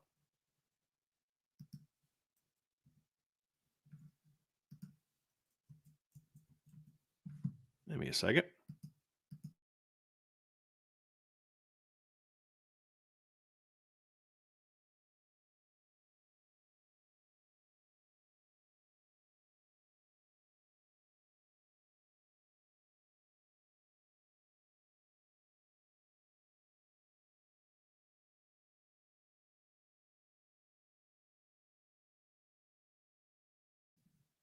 It did not want to cooperate with me. It wasn't letting me change cards. So now we're good to go. Christopher Crosby has a couple here. Texas A&M, Bisa Holt. Texas A&M has a far worse offensive line situation than Notre Dame does. I'm going to sell that because of the stank you put on that a little bit. Far worse offensive line situation Notre Dame does. I don't think it's that. No. Do I think 5 for 5 Notre Dame has more talent than Texas A&M? I would say significantly so. Is it such that the talent gap is greater than the experience gap, so much so that it's far worse? No, I don't think that's true either. A&M has an offensive line that's not overly talented, in my opinion. They got a transfer in from Kansas, however, who's played a lot of football, and the Reed Adams kid who's played a lot. He played 605 snaps last season. Trey Zunes played a lot of snaps from them last season. Chase Bazantis played a lot of snaps from them last season. There's some concerns about one of the guard center spots. I think one of their guys banged up. There's a battle at center. I think one of their guards is a little banged up, or maybe it's Featherby that's a little banged up, a right tackle. But look, there's some issues they have on the offensive line. It's not far worse than Notre Dame's because, again, there's a chance that Notre Dame is going to go into that game with 6 career starts on the offensive line. I don't care how talented you are. Don't care how talented you are. 6 career starts is not good. It's not good. So, no, I don't think it's far worse. I don't even know if it's worse per se. It's close, but for different reasons. Next, Bisa Hold. Even if the offensive line is only as good as Jack Cohn had, Notre Dame will still be in good shape because they won't have a statue back there like Jack was. I think that's a little bit over the top on how Jack was. I think that offensive line sucked, and they gave up a lot of pressure up the middle. And it's hard for a lot of quarterbacks to give up to beat pressure up the middle. But your overall point, I buy. I mean, Riley Leonard's going to get out of some trouble that Jack couldn't, but it's not to where it's an ideal scenario where your offense is now going to average 10 more points per game because you have Riley Leonard compared to Jack Cohn. I don't think that's the case either. If they have that same offensive line as 2021, they're not going to be okay. All right, that's going to be a problem. That's going to be they're not going to be in good shape. I don't think you could be in good shape. The only reason Notre Dame went 11-1 that year, right? I made that point earlier. You're not going 11-1 against this year's schedule though. I mean, in 2021, you're able to go 11-1 because you just had more talent than everybody else. But you almost lost to a 5-7 Florida State team. You almost lost to a Toledo team that only won 8 games that year. 7-6, a 7-6 Toledo team. You were losing in the fourth quarter to a Wisconsin team that went 8-9-4 that year. Solid Wisconsin team, nothing special. You needed a crazy fourth quarter comeback to beat a 6-7 Virginia Tech team. You beat South Carolina, North Carolina, who weren't very good, kind of handily, but it wasn't like, impressive blowouts. And then, of course, you kind of rolled down the stretch because you didn't play very good teams, and you got a little bit fortunate against Virginia that they didn't have Brennan Armstrong, which would have made that a more competitive game. But you only scored 28 points that game against a defense that gave up over 31 points a game that year. So, I mean, if you look at like in the 3 games before Notre Dame played Virginia, they gave up 66 and 40 points in the 2 games before. In the 2 games after they played Notre Dame, they gave up 48 and 29 points. Notre Dame scored 28. So, I mean, like, to me, they're a 10-2 team if the offensive line is as bad as 20-21. But they're going to be an ugly 10-2, just like they were an ugly 11-1 in 2021. That was an ugly 11-1. This would be an ugly 10-2. And it would make me, speak for myself, it would make me very concerned about this football team. Because, like, let's just say for a second that Notre Dame's offensive line is not good in 2024. And it's similar to 2021. We have to embrace the reality that means in the last 4 years, Notre Dame has had 2 bad offensive lines, because if it plays anything like 2021, it's bad. They had 1 very average offensive line last year, and then 1 offensive line that stunk early, but ended up being pretty good, but not the typical dominant line. That would be the 2022 line. That's a very bad trend, for a program whose head coach says we're going to be line driven. Very bad trend. So they needed to be better than 2021, and I think it will be, because I think they have a better coach. I'm not a Joe Rudolph guy. I mean, he's got a lot to prove to me. There's a lot I need to see from Joe Rudolph before I'm ready to kind of say, okay, he's the guy. You need to keep rolling with him, and he's this and he's that, and they're going to win Joe Moore awards because he's such a great coach. I'm not there yet. I am definitely not there yet. There's a lot Joe Rudolph has to prove to me. However, what I will say is that I do believe he's certainly a better offensive line coach than what Jeff Quinn was.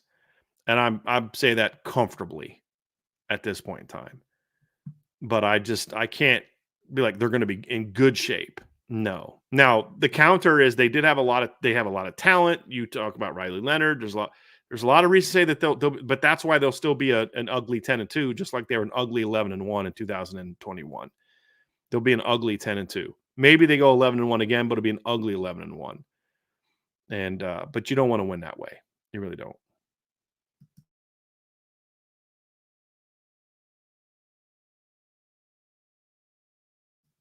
Got Ham Sartman by Sahol. Notre Dame's wide receivers collectively have more yards than the running backs against Texas A&M.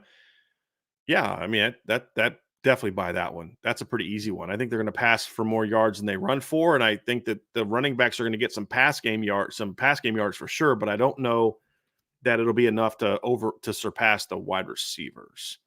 Now, you could also say, okay, the tight ends are going to take away. It'll be close, but I'm going to go with the receivers, so I'm going to buy that. I think the receivers are going to have a good game against Texas A&M. Cousin Eddie's mobile home. By Sahol, Notre Dame will surprise a lot of people and win in a convincing fashion at A&M. If at A&M is they play better than most, and they play better than most expect on the offensive line. I'll buy those. Yeah, that's what I'm hoping for. So I'll buy that. By Sahol, Notre Dame will have 3 different players score a TD in week 1. Buy that as well, because I like right now I haven't made a prediction, but like right now I see it being like a 24-13, a 24-14 type game. And, that's 3 touchdowns, and I could see 3 guys getting each one doing it. So that's kind of where I'd be at. In Irish, by Sahol, at least 2 2025 quarterbacks or their people committed to other programs reach out to Notre Dame this week to gauge interest. I buy that. I mean, I think that's already happened. You didn't say that they're necessarily highly ranked guys, but there's going to be plenty of quarterbacks to reach out. There's no doubt about that. But Notre Dame's also talking to kids, and they have been. So I'm not worried about 25 quarterback recruiting. As long as they got CJ Carr, he's been everything we hoped he would be. 2026, they've got plenty of talent at quarterback and Noah Grubb. So just get a good player. That's all I care about. Get an Angeli. I mean, that's fine. Get a Drew Pine. That's fine. I don't care. As long as you can have the guys that you have. That's where I'm at. I am Tenzin by Hold on Notre Dame being rated as the team with the highest chance of being undefeated by ESPN. I buy that. I mean, look, I don't think anyone's going to go undefeated this year. I've said that. And if you're looking at the teams that I think are the best teams in the country, you look at a team like so my top 10 off the top of my head, I'm trying to remember this. I'm going to release my top 5 this week, I swear.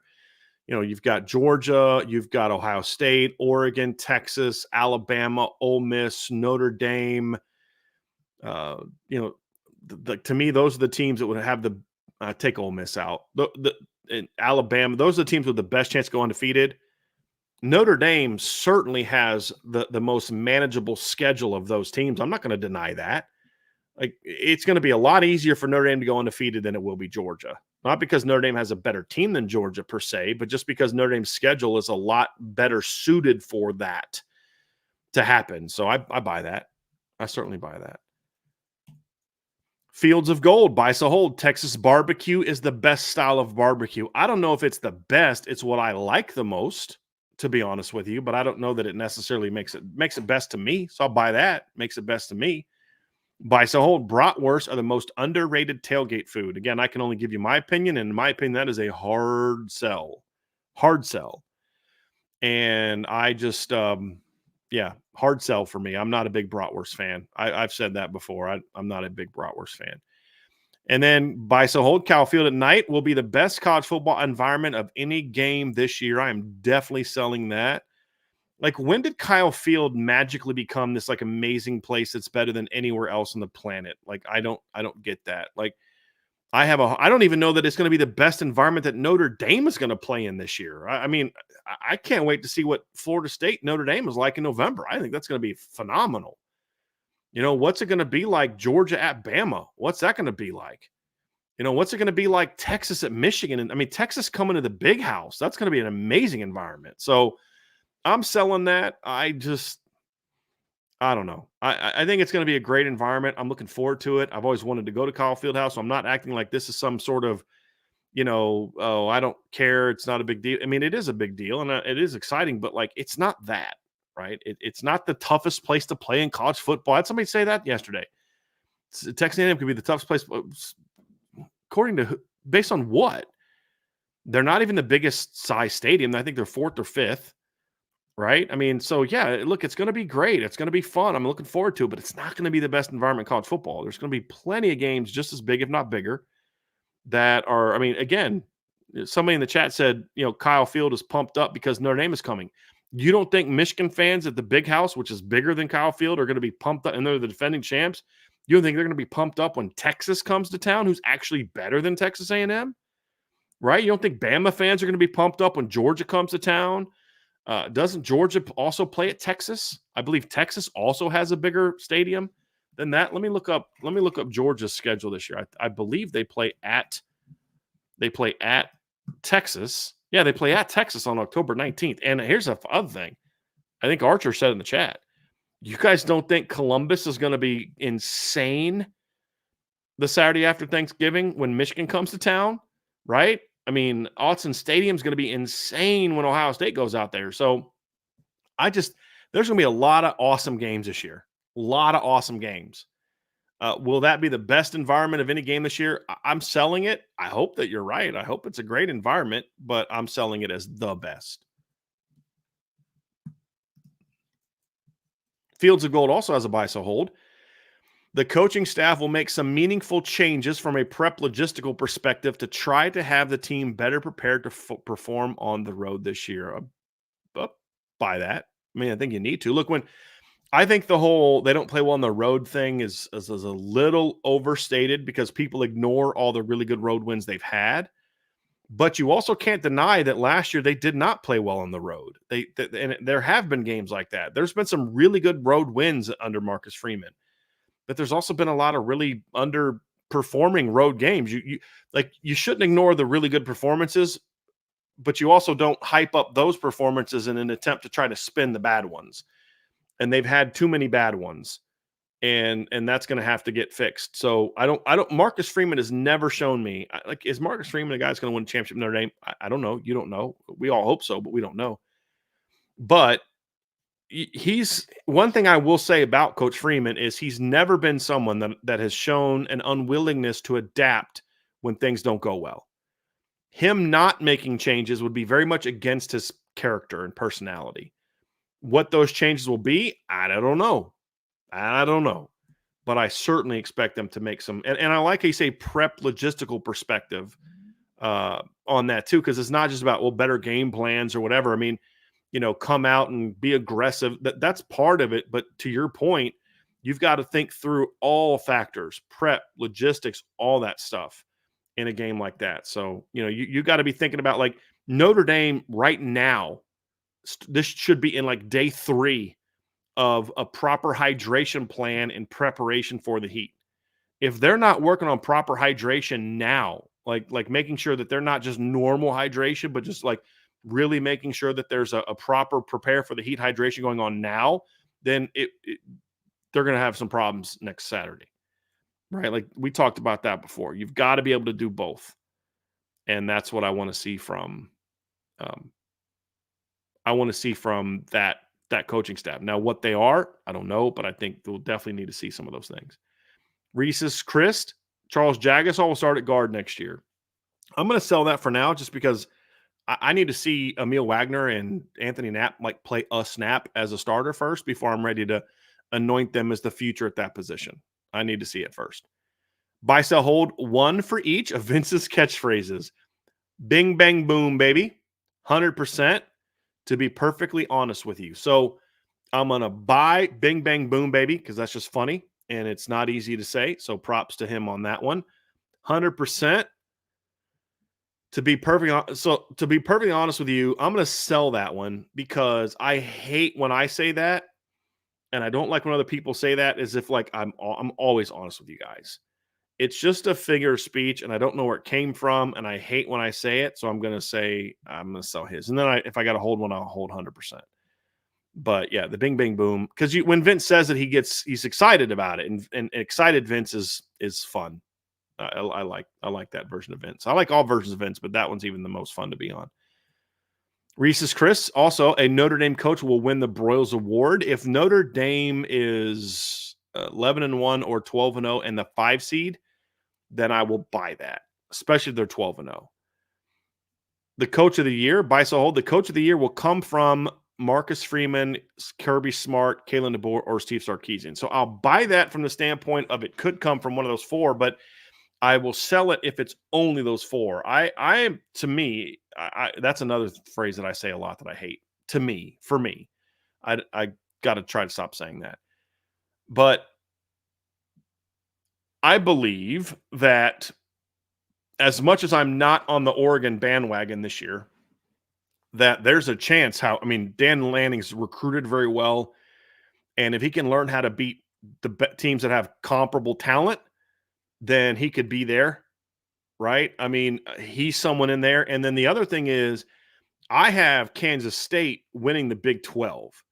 Depending on how impressive they are winning the Big 12, I would throw Chris Kleiman in that conversation as a potential Coach of the Year award winner. And then here's another one that hurts my heart to say it, and Jason Smith just said it in the chat, but Ryan Day has a chance. I have Ohio State winning the Big Ten. If Ohio State wins the Big Ten, they go out and beat Michigan, there's going to be all this hype about Ryan Day, and they're going to be a 2 seed and all this other kind of stuff. And there's it's going to go from Ryan Day should be fired to Ryan Day's the greatest thing ever. Like, that's pretty much going to be the case. So he'll be in that conversation as well. So those are several coaches that I also think have a chance to be in the conversation for Coach of the Year. And I would throw Dabo in there. If Clemson has the bounce back year, I think they could, then I could see Dabo being a guy that gets brought into that conversation as well. I think that he needs to upset Florida State at Florida State in the regular season to really have that chance, but it's certainly possible. It's certainly possible. So I think it'll be for me, it's a bigger field than what you think that it is. Played like a champion. Buy so hold. Riley Leonard will have a better September than Jaden Daniels had in 2022. So let's just go back to Jaden Daniels in 2022. Look up his September. I know he didn't play well in the first game against Florida State, but let's look at the rest of what he did. So in the opener, he threw for 209 yards, 2 touchdowns. Next week, 10 of 11 for 137 yards in the blowout over Southern. 3 touchdowns. Next week, 22 of 37, 210 yards, 1 touchdown. And then the next week in September, 279 yards, 9.6 yards per attempt, 0 touchdowns, no interceptions. And then rushing-wise, he did pretty well. So I think rushing-wise, Riley Leonard will be very comparable to what Jaden Daniels was. I do think Riley Leonard will pass for more yards than what Jaden Daniels did in September. Now, keep in mind that based on what you said, the A&M game will have nothing to do with that because that game will be in August. So, yeah, it would basically be against Northern Illinois, Purdue, Miami of Ohio, and Louisville. So I think he'll perform very well in those games. Played like a champion's next one, buy so hold. Losing a close game versus A&M won't cost Notre Dame a playoff spot. In and of itself, it won't. But if Notre Dame loses another game, you can't say that game cost them the playoff spot because you could make the case that, well, if they would have lost that game but beat Texas A&M, they still would be in. So if Notre Dame loses to Texas A&M and doesn't make the playoff, it will certainly be something that cost them a playoff. It won't be the only ingredient because if they go 11-1 and win out, they're in the playoff. The only question then is what's their seed? Where are they seated? But it'll certainly, if they lose that game and they don't make the playoff, it'll be a reason why, a big reason why. There's no question. There's no question. So hopefully we don't have to find that answer out though. That's so I hope I'm right or hope I'm wrong. I hope we don't even have to know that one. It's not even an option because in 10 days we're excited about Notre Dame getting that dub. Next one from Play Like a Champion. At this early buy so hold. At this early juncture, there's strong arguments that Joe Rudolph won't be able to produce an entire O-line playing great, just as there are strong arguments that he will accomplish that this year. I mean, look, this is a bit of a loaded question. I mean, that's kind of obvious. It's I mean, I don't know that you can – it's obvious because basically what you're saying is we don't know if he's going to be able to build one or not. That's what you're saying.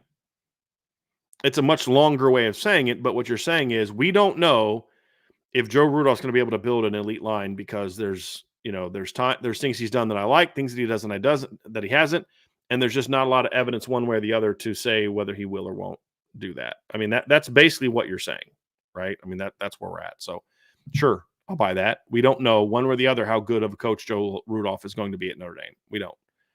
Things he's done well, things he hasn't done well. And this year is going to go a long way towards telling us if he is or isn't.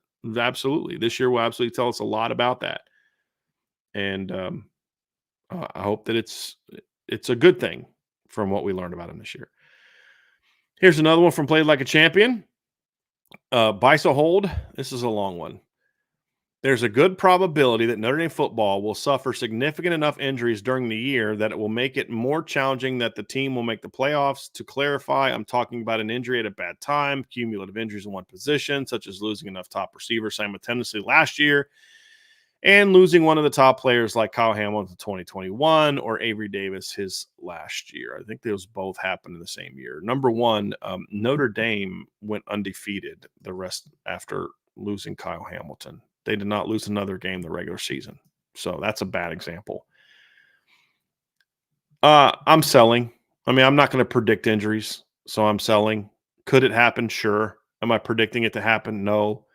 Is there a good probability? No, I don't think there's a good probability, so I'm selling that. Do it to it. Buy so hold. The NFL should partner with the NCAA to pay referees more and have dedicated training camps for the refs in the offseason.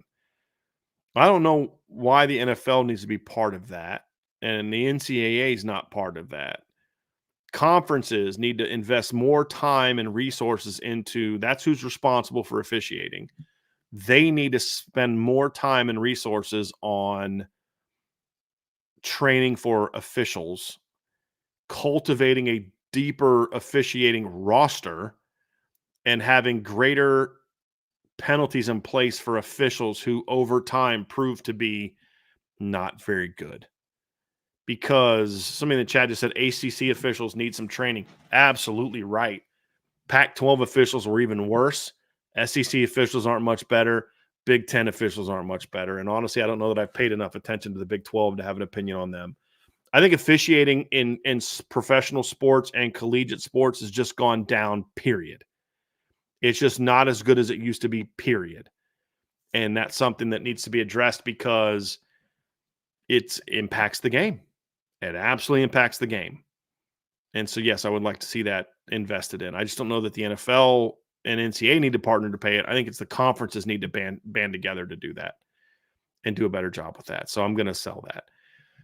By so hold, NFL teams will start to look at and hire college general managers to be their GM. They face that same basic duties and responsibilities NFL GM has now. It's very different. I get the whole big picture. They're paying players, sure.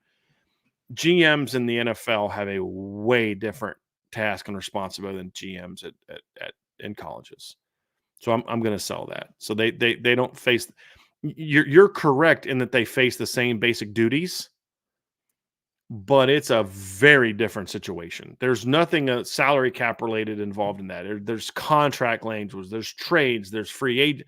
It is such a different environment for NFL GMs. Now,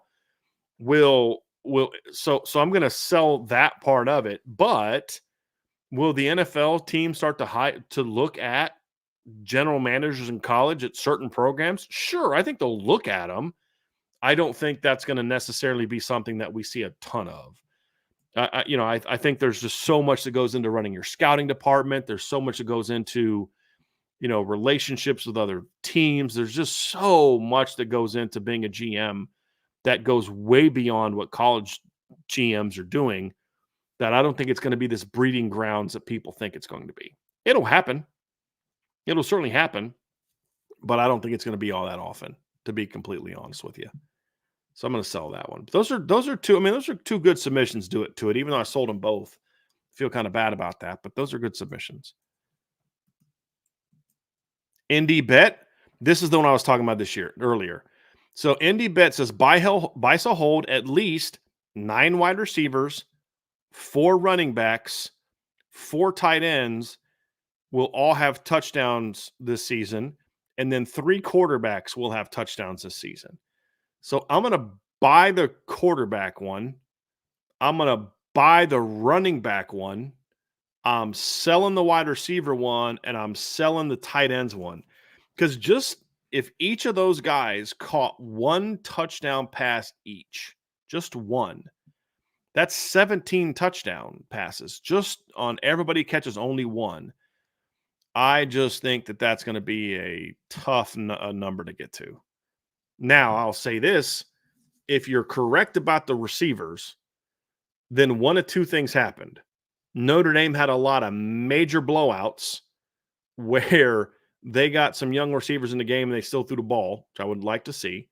Or B, there's something bad happened and there was injuries or guys not playing well and they had to use maybe a little deeper rotation than they liked.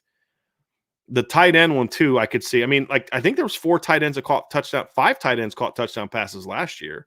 Mitchell Evans, Holden Stace, Davis Sherwood, Eli Raritan, and Cooper Flanagan. So, I mean, that one I'm going to sell just because I think that sort of anticipates some injuries. I don't know that Davis Sherwood's going to have the same role this year that he had last year. So I don't know that we'll get to 4. I think 3 for sure. But I'm going to sell that at tight end.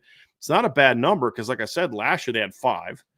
But I'm going to sell that one at this particular time.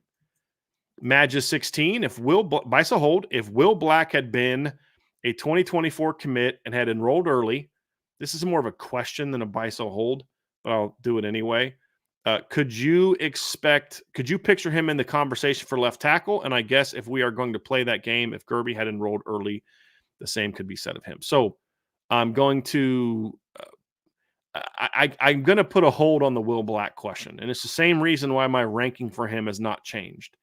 And I know everybody's bumping him up in the rankings, and a lot of that's because like On3 has him way up. They've seen game film. They've seen him at their camp. I know that a lot of the other recruiting services are bumping him up. It's funny because early on, I had Will Black ranked higher than anybody else. I had him as a 4-star top 250 guy. Now I have him ranked lower than everybody else. And the reason why is because my 4-star ranking was as high as I could go with him based on just God-given tools. I love the size. I love how he moves. I love the natural power. His 2023 film was way better than his 2022 film. And I like what I see, but it's only based on a few minutes of highlights. I can't go beyond what he already is based on a few minutes of highlights. I can't evaluate him. And I had somebody, it's close to the recruiting situation at Notre Dame, basically was like, we'd like to see you reevaluate that one and see what you think. And I said, I'd love to be able to reevaluate him and regrade him, but I just don't have game film. And so until I get some game film of him, I can't change my grade of him. And I definitely have not seen enough of him in highlights to be able to say that he would be in the conversation to start at left tackle. That's just unfair for me to say that about him. Because it would be just basing that off recruiting rankings. And I don't base things off recruiting rankings. I need to see it with my own eyes. And I just haven't seen enough film of Will Black. Now, from what I'm told now, so that's my answer. So my answer on that one is sell. I will say this to you.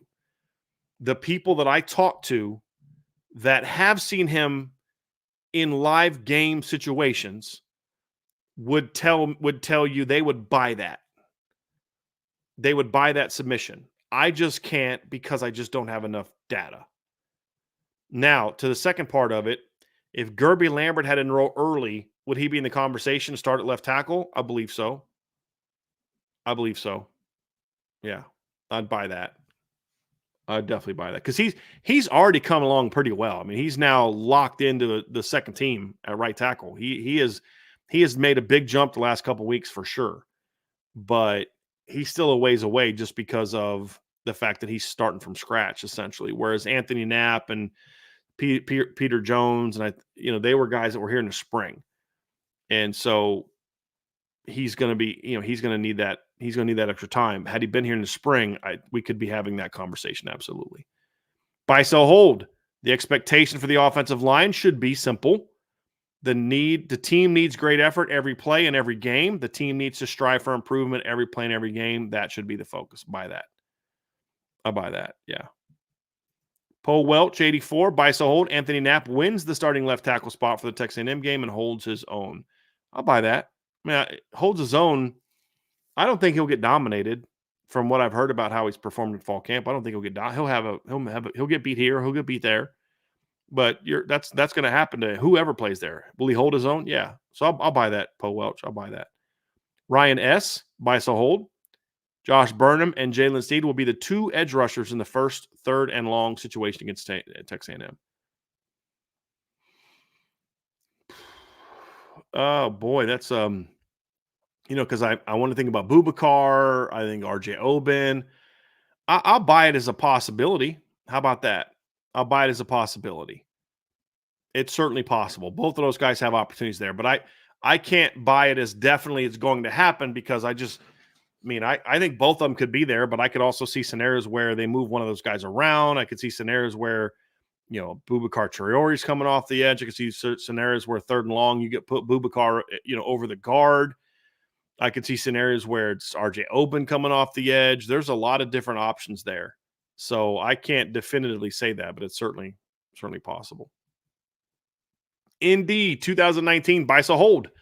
Which Notre Dame coach gets invited back to Notre Dame Stadium, i.e. they get called out on the Jumbotron? 1, Charlie Weiss. 2, Brian Kelly. 3, Marcus Freeman. Well, I'll be honest. I hope that they would bring Charlie Weiss back at some point in time and recognize him. I would love that. Like next year, the 20-year anniversary of the in 2025, 20-year anniversary of the 2005 team. I'd love that. I respect Coach Weiss. I didn't always agree with everything that he said. or how he did, but he was always honest. He was a guy that took ownership for his own failings and, you know, never made excuses, never blamed Notre Dame for why he didn't make it, never blamed Notre Dame for why he didn't succeed. I have, I uh I have respect for that. Number two, no. So I'm buying Charlie Weiss, selling Brian Kelly, holding on Marcus Freeman because he's in year 2 at Notre Dame. So let's see how he does for now. Next one's, I think, similar. ND 2019. Buy, sell, hold. Which former Notre Dame coach player would you want to be a coach for one bowl game? Think Bob Stoops stepping in for Oklahoma when Riley went to USC. Number one, Manti Te'o. 2, Lou Holtz. 3, Bob Davie. Well, with all due respect to Lou Holtz health-wise would not be able to coach a bowl game or coach a game. So that's not gonna happen. Number 3, Bob Davie, absolutely not. So I'd have to go with Manti there, but there's much better options. If you want a former Notre Dame player or coach to come back, I mean, I'd bring Charlie Weiss back to coach a bowl game. I would go look around at somebody like that. I mean, there's plenty of other options that I would look at before I would look at Bob Davie. So yeah, definitely and of those options, it'd have to be Manti. And then ND 2019, buy, sell, hold. Number 1, Florida State versus Georgia Tech is essentially over by half. 2, option 2, Florida State versus Georgia Tech sells out Aer Lingus Stadium. Number 3, Florida State versus Georgia Tech is the most exciting game of week 0. Well, number 3 is definitely a buy. I'm going to sell number 1. I don't think it'll be over by half. I think it'll be a good football game. And the second one, Florida versus Georgia Tech, sells out Aer Lingus Stadium. I'll buy that. G. Perez, buy, sell, hold. Notre Dame will have a top 5 ranked non-service academy rushing offense as well as a top 15 total offense. If they're a top 5 rushing offense, I think they're going to be a top 5 total offense. So I'm going to sell that they're going to have a top 5 ranked rushing offense. I just don't think they're going to be that type of rushing team this year, especially with the issues on the offensive line. Top 15 in total offense, definitely buy that. I'm sorry, did I read that one wrong? FSU isn't the most exciting game of week 0. No, I saw that. I mean, the other options for that week, I'm sorry, I misread that one. The other options for that are, week 0 games. Let me go find it here. All FBS games. The other games are Montana State, New Mexico, SMU, Nevada, Delaware State, Hawaii. The only other game to me that I would have any interest at all in watching from a potential excitement standpoint would maybe be Nevada and SMU based on how good Nevada has been in the past. But Nevada's coming off of a 2-10 season. They were terrible last year. So I think this is the only game that's a matchup of 2 good teams that I care about. So yeah, I'm gonna sell that one. I apologize for misreading that. Thanks for pointing that out, Archer. So back to G. Perez's sell that they're going to have a top 5 ranked rushing offense. And again, he said non-service. You'd take out the 3 service academies, so which means they'd have to at least finish in the top 8. I'm going to sell that. I think they'll be top 20 for sure, maybe top 15, but I think probably closer to 10 to 12 than top 5. But I hope you're right about that one. Because if you're right about that one, G. Perez, or if not that you're right because it's a buy, sell, hold, but if that submission turns out to be a buy on the top 5 rushing offense, this team is going to be really scary good because that means the offensive line plays really well. And that would be a great sign for Notre Dame. Great sign for Notre Dame.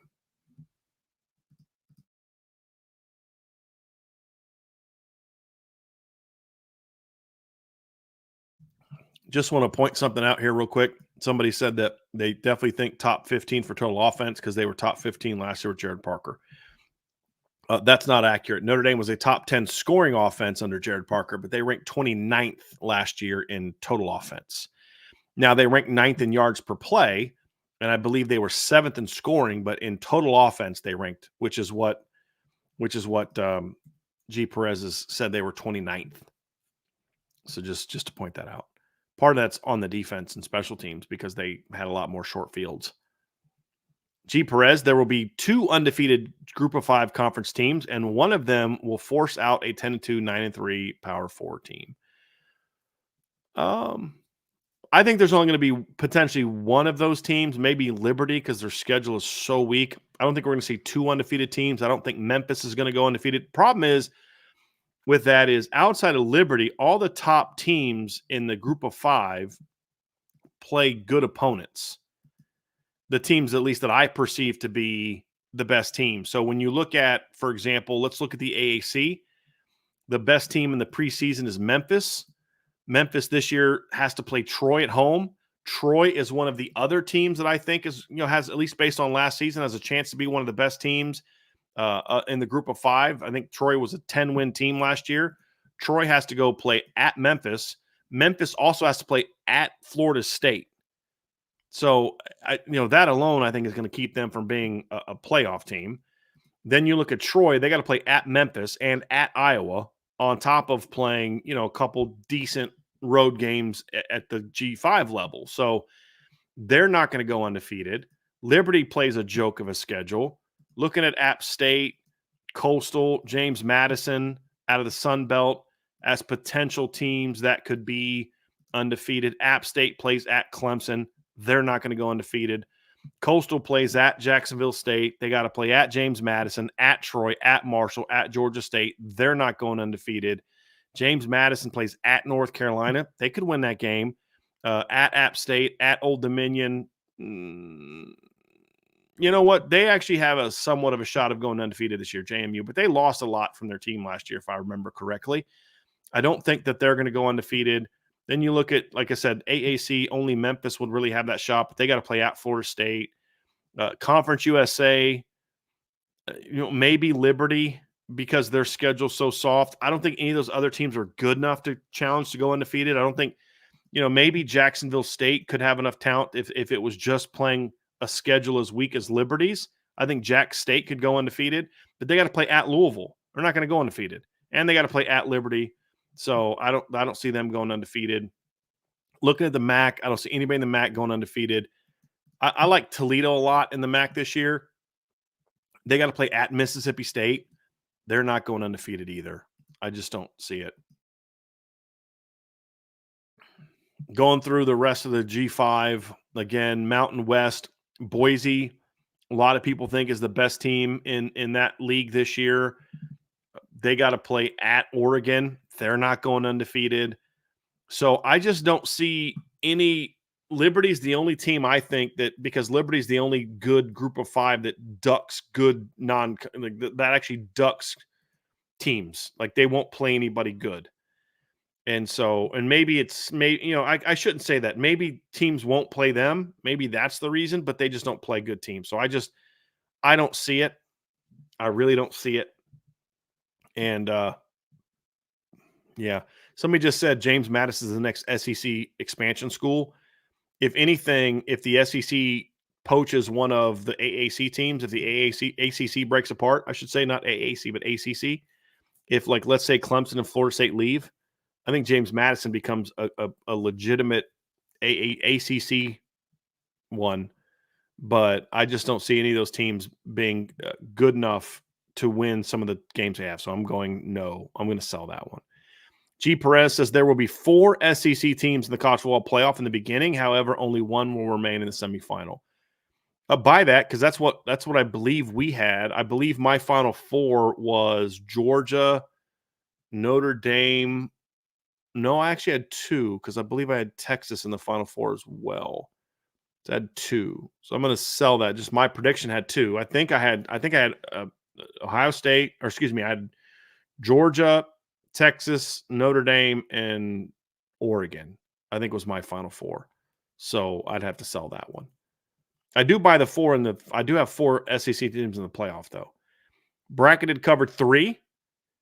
Even with playing 5 linebackers, linebacker Drake Bowen solidifies his Mike linebacker position after a standout performance against Texas A&M. He produces 8+ tackles, forces a fumble, and is mentioned as one of the defensive players of the game. I'm buying that just because I love the flippant optimism there. That'd be great. I mean, if he's 8+ tackles, forces a fumble, and is in that, yes, that'd be phenomenal. I'll buy that. I mean, I'm buying that just I love the optimism. So yeah, I'll buy that. Bracketed cover 3, one of the most, one of the most important and intriguing aspects of the Notre Dame versus Aggie game is the elite matchup of coordinators, coaches. Denbrock's O versus Elko's D. I think Elko will take control of the Aggie D. I tend to agree with you. And then Conklein's O versus Al Golden's D. I buy that. Absolutely. It's a great coaching matchup. Especially if Elko's running the defense, it is definitely a great good on good coaching matchup on both sides of the ball. 100% agree. Great observation. Next one from bracketed cover 3. Kingston Viliama-Asa, Boubacar Traore, and Jalen Snead combined for at least 4.5 sacks Saturday night against Texas A&M. I don't know that some sell that. I don't think they're going to have 4.5 sacks. That's a lot of sacks. I think 3 to 4 maybe. But those 3 guys alone are not going to get to 4.5 sacks. I love the optimism, but that's a little bit too far outside of the optimism for me. So I'm going to sell that one. Salty Virginia Peanuts. The success by Sahold. The success of the quarterback and receivers in the first 8-9 games of the season will result in early National Signing Day success. The Deuce will sign with the Irish, whether or not this involves a commitment flip or one or more of the top 3 receivers targeted early in the year will flip to the Irish. Okay, I'm going to take each of these individually. The success of the wide receivers and quarterbacks in the first 8-9 games will result in early signing day success. Bye. I think it'll result in them getting a pretty good receiver from somewhere. Maybe not highly ranked, but a guy that I like quite a bit. So yes, I will buy that. The second part, the Deuce will sign with the Irish, whether or not this involves a commitment flip. Sell. And then the third one or more of the top 3 receivers targeted early in the year will flip to the Irish. I'm going to sell that as well. So, yes, I think that it'll result in early signing day success. No, I do not expect Deuce Knight to sign with Notre Dame. And I don't think they'll flip one of we're talking Tanook Hines, Dylan Robinson, or Derek Meadows. I do not believe they'll flip. They're going to try to flip one of those 3 guys, but right now I don't think it'll work. A. Gilmore 2, Notre Dame needs to copy Georgia and bring in bigger offensive line classes. He means that literally and also from the size of the class, but also the size of the players. Both body count and body size. Georgia brought in 7 guys in 2024, average size 6'7", 340, 3 commits in 25 is borderline roster management. I flat out agree with this, disagree with the 3 commits in 25 is borderline roster mismanagement. I think that's just flat out just misguided and I'll just leave it at that. But Notre Dame has 16 scholarship offensive linemen right now, 16. You want minimum 15 to 18, minimum 15, most at 18. That's all. That's where you want to be. The numbers of the linemen is not the problem. That's where you're misguided. It's not mismanagement. You're misguided. The fact is that Notre Dame did not need bodies in this year's class. They needed tackles in this year's class. The problem that Notre Dame has is not numbers. The problem that Notre Dame has is they need more tackles, right? Pure tackles. They need a left tackle. If you want to point to issues with recruiting, then say they did not recruit enough tackles or they did not recruit enough guys with left tackle ability. But the reality is, even after losing Jagasol, you still have Tosh Baker in conversation. You still have Anthony Knapp in the conversation, and you still have Emil Wagner in the conversation. And Gerby Lambert, 4 talented tackles. What do all 4 of those guys have in common? You're a recruiting guy. You're someone who focuses on recruiting, Andrew, and that's not an insult. That's fine, but it's just an observation. All 4 of those guys were ranked as top 100 recruits coming out of high school. All 4 of them. Right. So you got 4 top 100 former offensive tackles, even after losing Charles Jacasol. Plus you have Sullivan Absher, who could play the position. So what's the concern here? You have 16 scholarship linemen. All but one of them has eligibility to come back next season. A big chunk of them, actually, let me think. Notre Dame signed 5 guys last year, 4 guys this year. That means Notre Dame has 9 offensive linemen with freshman eligibility right now. They have 4 more guys with redshirt sophomore eligibility, which means they have 13 offensive linemen, which is a 2 deep plus 3 that have 3 years of eligibility or more remaining. The problem isn't numbers. The problem isn't talent.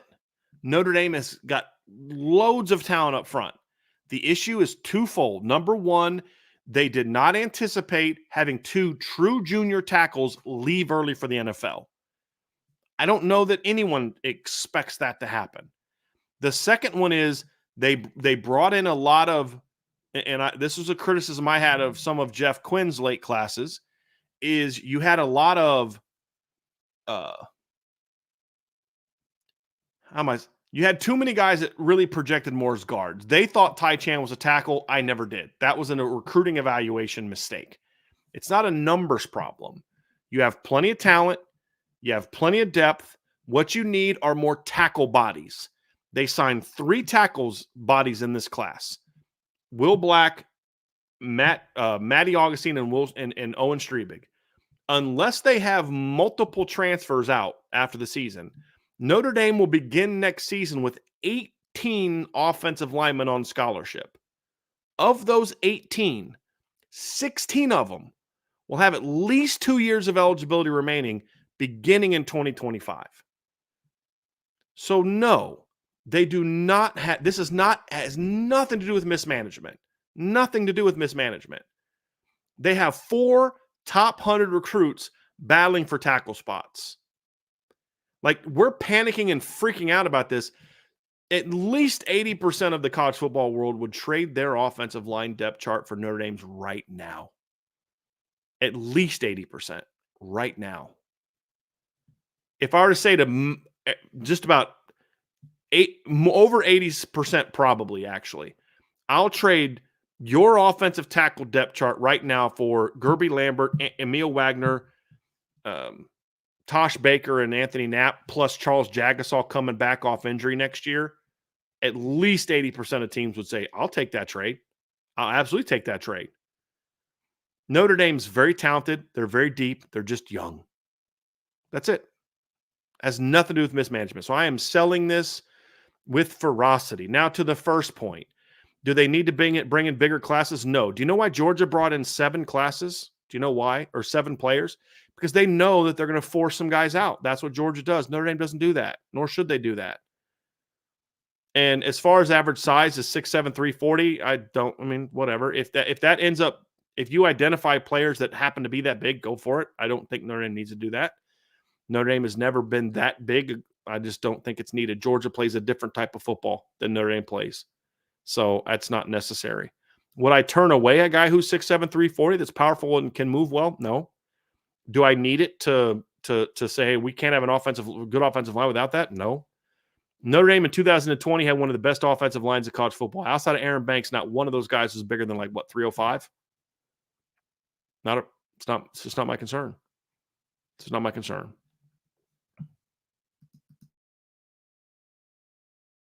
All right.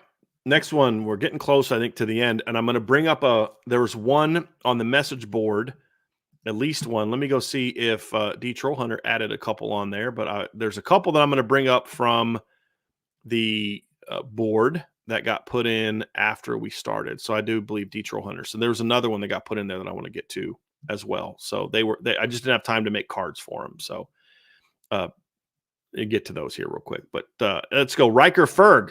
Number 1, there will be, by so hold, there'll be a week 1 game where an FCS school beats an FBS school. I'll buy that because I know exactly which one I could see happening. There's actually 2 that I could see happening. One is a little less likely, but I could see South Dakota State beating Oklahoma State. Oklahoma State played in the Big 12 title game last year and got beat by South Alabama. South Alabama's a quality Group of 5 team, but South Dakota State would be more than a quality Group of 5 team, in my opinion. So, and then also you have North Dakota State playing Colorado. So yeah, I could certainly see that happening.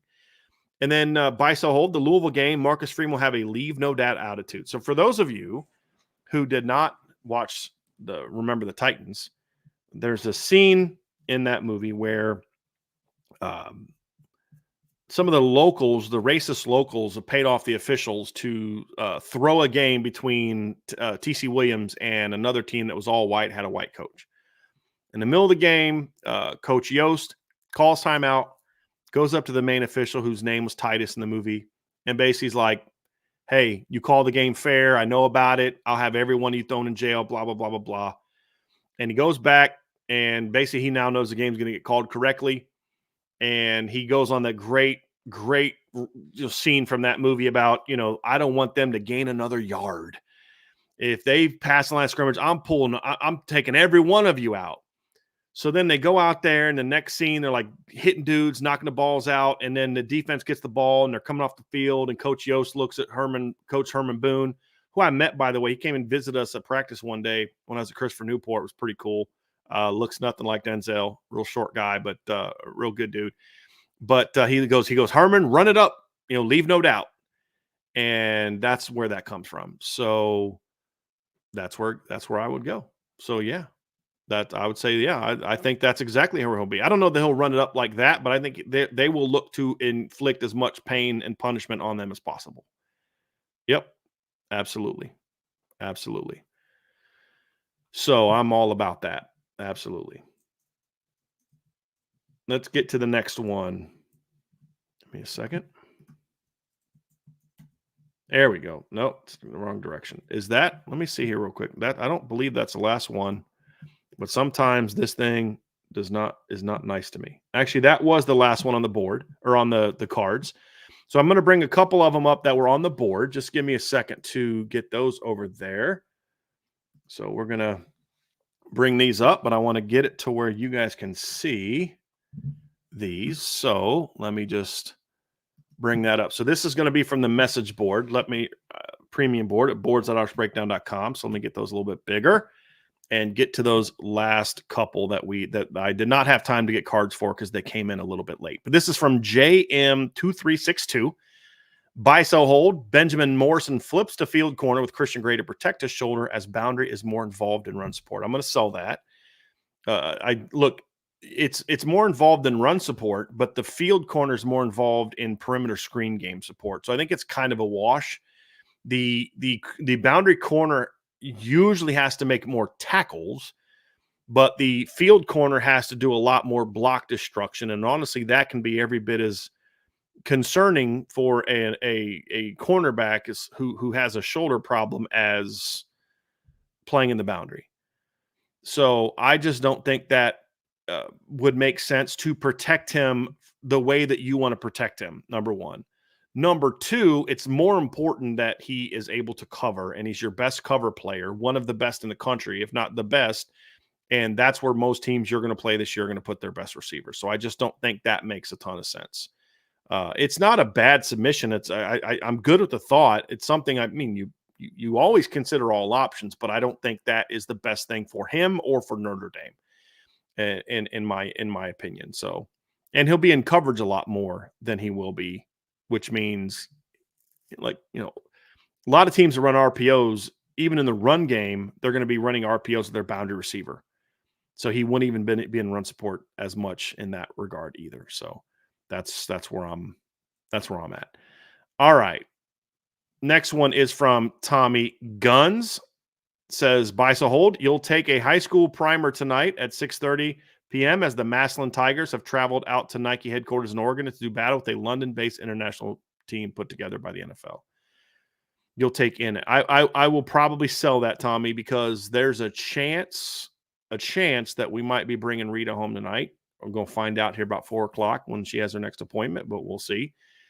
But I'll probably have it on in the background, Tommy, but I don't know that I'll pay a lot of attention to it, man. I'm sorry. I know you love that's your school and I get all that, but I got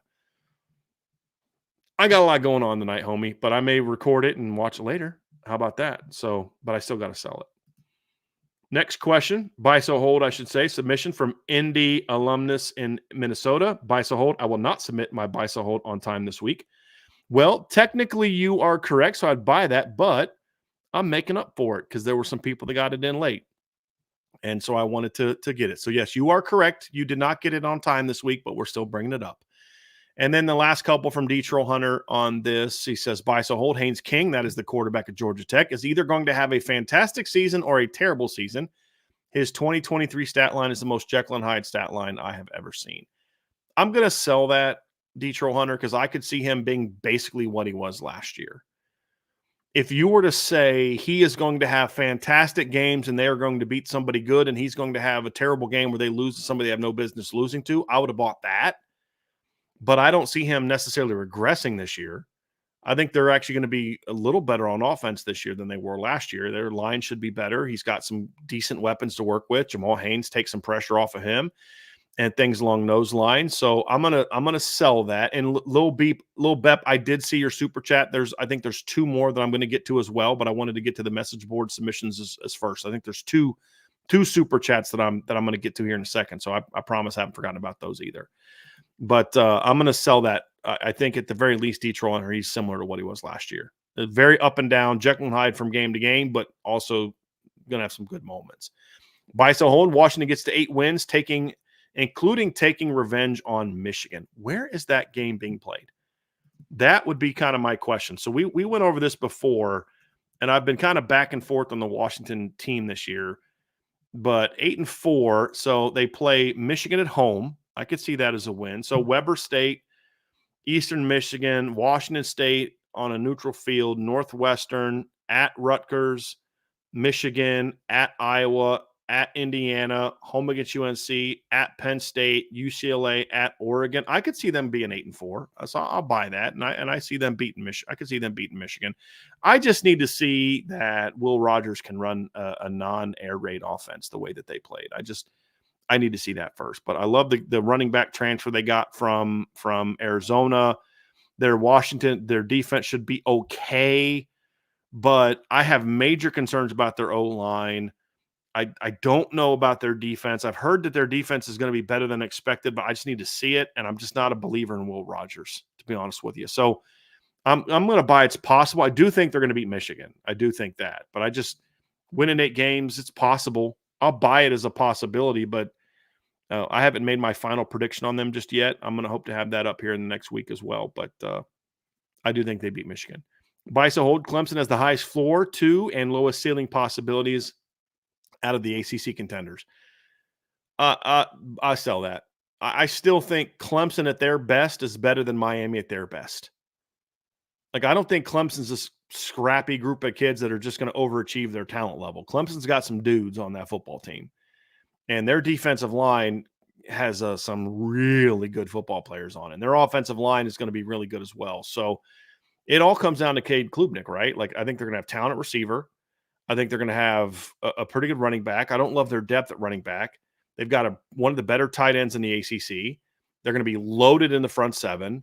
And their secondary, maybe it's as good as last year. Maybe not. I don't know. Like, they were pretty bad 2 years ago in the secondary. Pretty good last year. Better in the secondary than I thought they were going to be last year. But they did lose Nate Wiggins and the Makuba kid transferred. There's still some good players there. I just need to see that. But I still think Clemson at their best is better than Miami at their best because coaching matters in football, and Clemson's still going to be coached better than Miami. I will agree with the highest floor. Well, I agree, but I think it's a lot closer between them and Florida State than maybe you do. But yes, I agree. And then Michigan will finish the season out of the top 25. I buy that. I definitely buy that. I think Michigan's going to struggle this year. I am not a believer in Michigan. I think that there's not having Jim Harbaugh, losing all those starters, tons of uncertainty on a quarterback. Their defense should still be very good. There's no doubt about that, but their schedule is also pretty tough. So I think that's going to be a tough sled, very tough sled in there. Last two, we have super chat form from Lucky Ducks 512. Buy, sell, hold. Thank you for the super chat, Lucky Ducks. Buy, sell, hold. Notre Dame have less than 5 flags during the Texas A&M game. Let me just look at something here real quick. I want to look and see what Notre Dame's penalty situation was on a per game basis last year. 1, 4, 10, 8, 4, 12, 3, 5, 6, 5, 3, 5, 3. I'm going to sell that. Opener, they only had 1 last year. That was against Navy. They had 4 and 10 the next 2. So first road game. Look, it's either going to be SEC officials who will have some phantom calls or ACC officials who just suck and don't seem to really care a lot about Notre Dame being fair to Notre Dame. So I'm going to sell. They could have 5, but less than 5, I'm going to sell. I hope that I'm wrong. I hope that they have less than 5 because that would be a good sign. But I'll say at least have 5.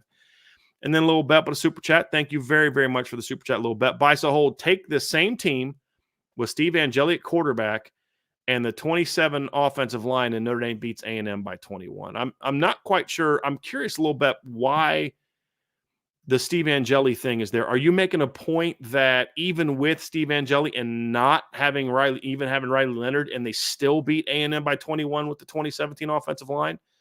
Or are you saying that you think Steve Angeli's a better quarterback than Riley Leonard? I'm curious about that. I'm just curious kind of what the framing of it is. But to your point, if Notre Dame had Steve Angeli at quarterback, so which one is it? Is it because I gave 2 options? You said yep.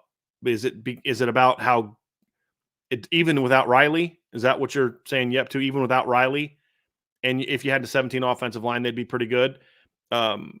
Okay, got it. Okay, so you're saying even if you took away the star quarterback, if you put the 2017 offensive line on this team, they would beat A&M by 21 points. I don't know if it'd be 21. That's a butt whooping, but it would be convincing. Because I think of like the NC State game in 2017, where they played an NC State team that had 4 defensive linemen. They got drafted in the NFL draft in the first 4 rounds. That included Bradley Chubb, who was a top 5 pick. And that team was really, really good up front. Their starting middle linebacker is the guy, I'm drawing a blank, but he starts at middle linebacker for the Cincinnati Bengals, and I'm completely drawing a blank on his name. Hold on a second. I'm going to look that up because I've talked about him this summer before. I cannot believe that I'm drawing a blank on that one. Jermaine Pratt. And that year, Bradley Chubb that season had 25 tackles for loss and 10 sacks. Against Notre Dame, he had 3 tackles for loss. He had a sack, and they still dominated. Notre Dame rushed for 318 yards in that game. But they won by 31. But remember, they had a pick 6 in that game. I can't project that they're going to have a pick 6. Do I believe that Notre Dame would win that game convincingly, even with the scenario? Yes, I do, because I think this Notre Dame defense is way better than that Notre Dame defense. But do I think they would win 14, 17, 20 points, convincing win where they're clearly the better team? Sure. Would it be by 21? That's a little bit tougher. I mean, like I said, the NC State game, they required a pick 6 to win that one by 21. The Michigan State game, and I think Michigan State that year would be comparable to Texas A&M this year. Really good run defense, not a great pass defense, okay offense. Notre Dame won that game by 20 and had a pick 6, but they were clearly the better team, even though they only won by 20 and had a pick 6. So I'd see it something like that. 14 guys, when you go on the road and beat a team like A&M by 10, you dominate. I mean, that's a really good win. You beat a team by 21, you're an elite, freaky good team, in my opinion, especially a team coached by Mike Elko.